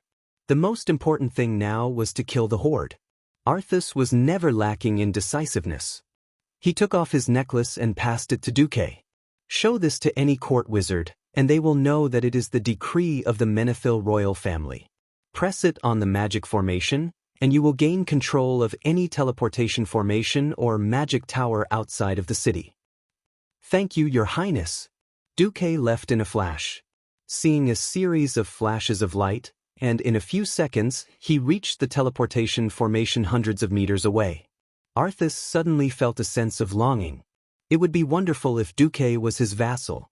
Arthas's ambition was destined to never come true. The young Arthas did not know how unreliable this transmigrator Duque was. In any case, at this moment, saving Lordaeron was the top priority. Actually, Duque also wanted to curse. It was not that he had not asked Tyrrhena's for the control of the teleportation formation, so that his reinforcements could arrive earlier. King Tyrrhena's refused, citing the unanimous opposition of the court wizards around him. Their thoughts were understandable. A national treasure could not be easily lent to someone else. Once the control of the teleportation formation was lent, who knew if there would be a backdoor in the future? Moreover, the teleportation formation was not something that just anyone could play with. Generally speaking, a Morning Star wizard who was more familiar with spatial magic could guarantee that nothing would happen when they teleported to a city with a teleportation formation. If one was not at the level of a Radiant Moon wizard, they would not have absolute confidence that the teleportation formation they created would be a success. They would not teleport a living person, and the other side would receive something that did not look like a human. Teleportation formations were mostly used between main cities, and the material costs were astronomical. They would not be used unless it was absolutely necessary. That was why Tyrrhena's did not teleport many wizards back. Now, the situation was very different. The city was about to be breached, and there was no need to keep it a secret. If they were to continue hiding, they would just have to wait for the orcs to regroup and attack, and then be slaughtered by the Horde. When Duque appeared near the portal and saw the necklace Duque took out, the captain and the court mage heaved a sigh of relief. It seemed that they had already discussed the problem of the portal. Obviously, handing it over to Duque was the most ideal choice. Duque did not argue and quickly took control of the portal. Of course, Duque's work was definitely different from that of an ordinary mage. No mage could be like Duque, who secretly made a copy of the teleportation portal and all the spatial coordinates of the entire Rotterdam city while activating the authority of the portal. In the name of Menethil, open the portal. The soldiers of the Rotterdam kingdom were shocked to discover that several teleportation portals near the eastern city wall had suddenly opened, and a large number of elves were rushing out of the blue and white illusory teleportation portals. Not only were there many rangers with longbows and at least 3 quivers on their backs, but there were also a few infantrymen and mages in long robes. Apart from Duque, if anyone could control the situation, they would realize that the number of elven wizards in Rotterdam City had exceeded 500. The organization of high elven wizards was completely different from that of human wizards. For human wizards, a sky wizard was usually the captain, and the ones leading them were mostly morning stars. After all, a radiant moon wizard was usually the chief court mage of a certain palace. When the battle was at its most intense, the mages under the command of the wizards would even be assigned apprentices who could only cast fireballs to make up the numbers. The high elven wizards, sky wizards, usually took up half of the high elven wizards, while the remaining 40% were earth wizards and 10% were morning stars. The ones leading them were definitely radiant moon wizards. On the surface, the Dalajan had 8 radiant moons, while Kuel Salis had 50. Fortunately, in terms of military strength, both Kuel Salis and the Dalajan only had 1 Breaking Dawn wizard each. Otherwise, the Dalajan wizards would have to bow their heads in submission. When the teleportation gate next to Duque opened, a female elven wizard with a hot figure and a robe with very little fabric walked out first, followed by 2 elven rangers that Duque recognized. Then came the other soldiers, rangers and wizards. Esteemed Vice Commander Marcus of the Rotterdam Alliance, Marion Firewing, the leader of the first wizard group of the Kuel Salis frontline army of the Rotterdam Alliance, pays my respects to you. The radiant moon elven wizard's robe had very little fabric, and Duque retracted his gaze after a single glance. Damn it! This robe was almost comparable to the insight magic robe that Duque had worn before he transmigrated. It had a high slit on the legs and a heart-shaped hollowness on the chest. Did you come to fight a war or catch a rich man? The other two fellows were much more pleasing to the eye. In fact, they could be considered old friends. Brigadier General Roselma Theron and her subordinates reporting to Sir Marcus. Brigadier General Haduran Brightwing reporting to Sir Marcus. Duque keenly noticed that these two, who had been Silveryman's big three in his previous life, had now been promoted to generals. This was the result of him poaching Aurelia and Queen Sylvanas in advance. In order to fulfill the alliance, Kuel Salis had to send out the wizard group and rangers. The rangers, who had not been valued in the past, had now become the main force. The High Elves were proud. Even though they had almost knelt before and their army had been beaten like dogs, they were still unwilling to bow their heads in front of humans. They were still unwilling to lower their heads in front of humans, so it was a blessing in disguise that Roselma and Haduran had not followed the Windrunner family's rangers. Without further ado, Generals Theron and Brightwing, please have your people quickly occupy all the tall towers. I want you to push the beastmen back. Understood. The two future big leaders quickly led their people away. What about me? Marion winked at Duque flirtatiously.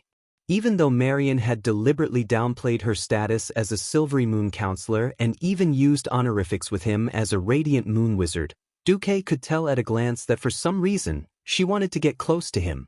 Duque ignored the heat in front of him. Sir Firewing, I've already opened up control of the magic tower to your people. I need you and your people to build an ice defense line along the moat. The most important thing now is to stabilize it. Understood. Marion was quite smart. At least she would not waste Duque's time at a time like this. You're tuning in to the Wang Lin's Journey YouTube channel. Don't forget to subscribe and join us on this journey to catch the most captivating stories.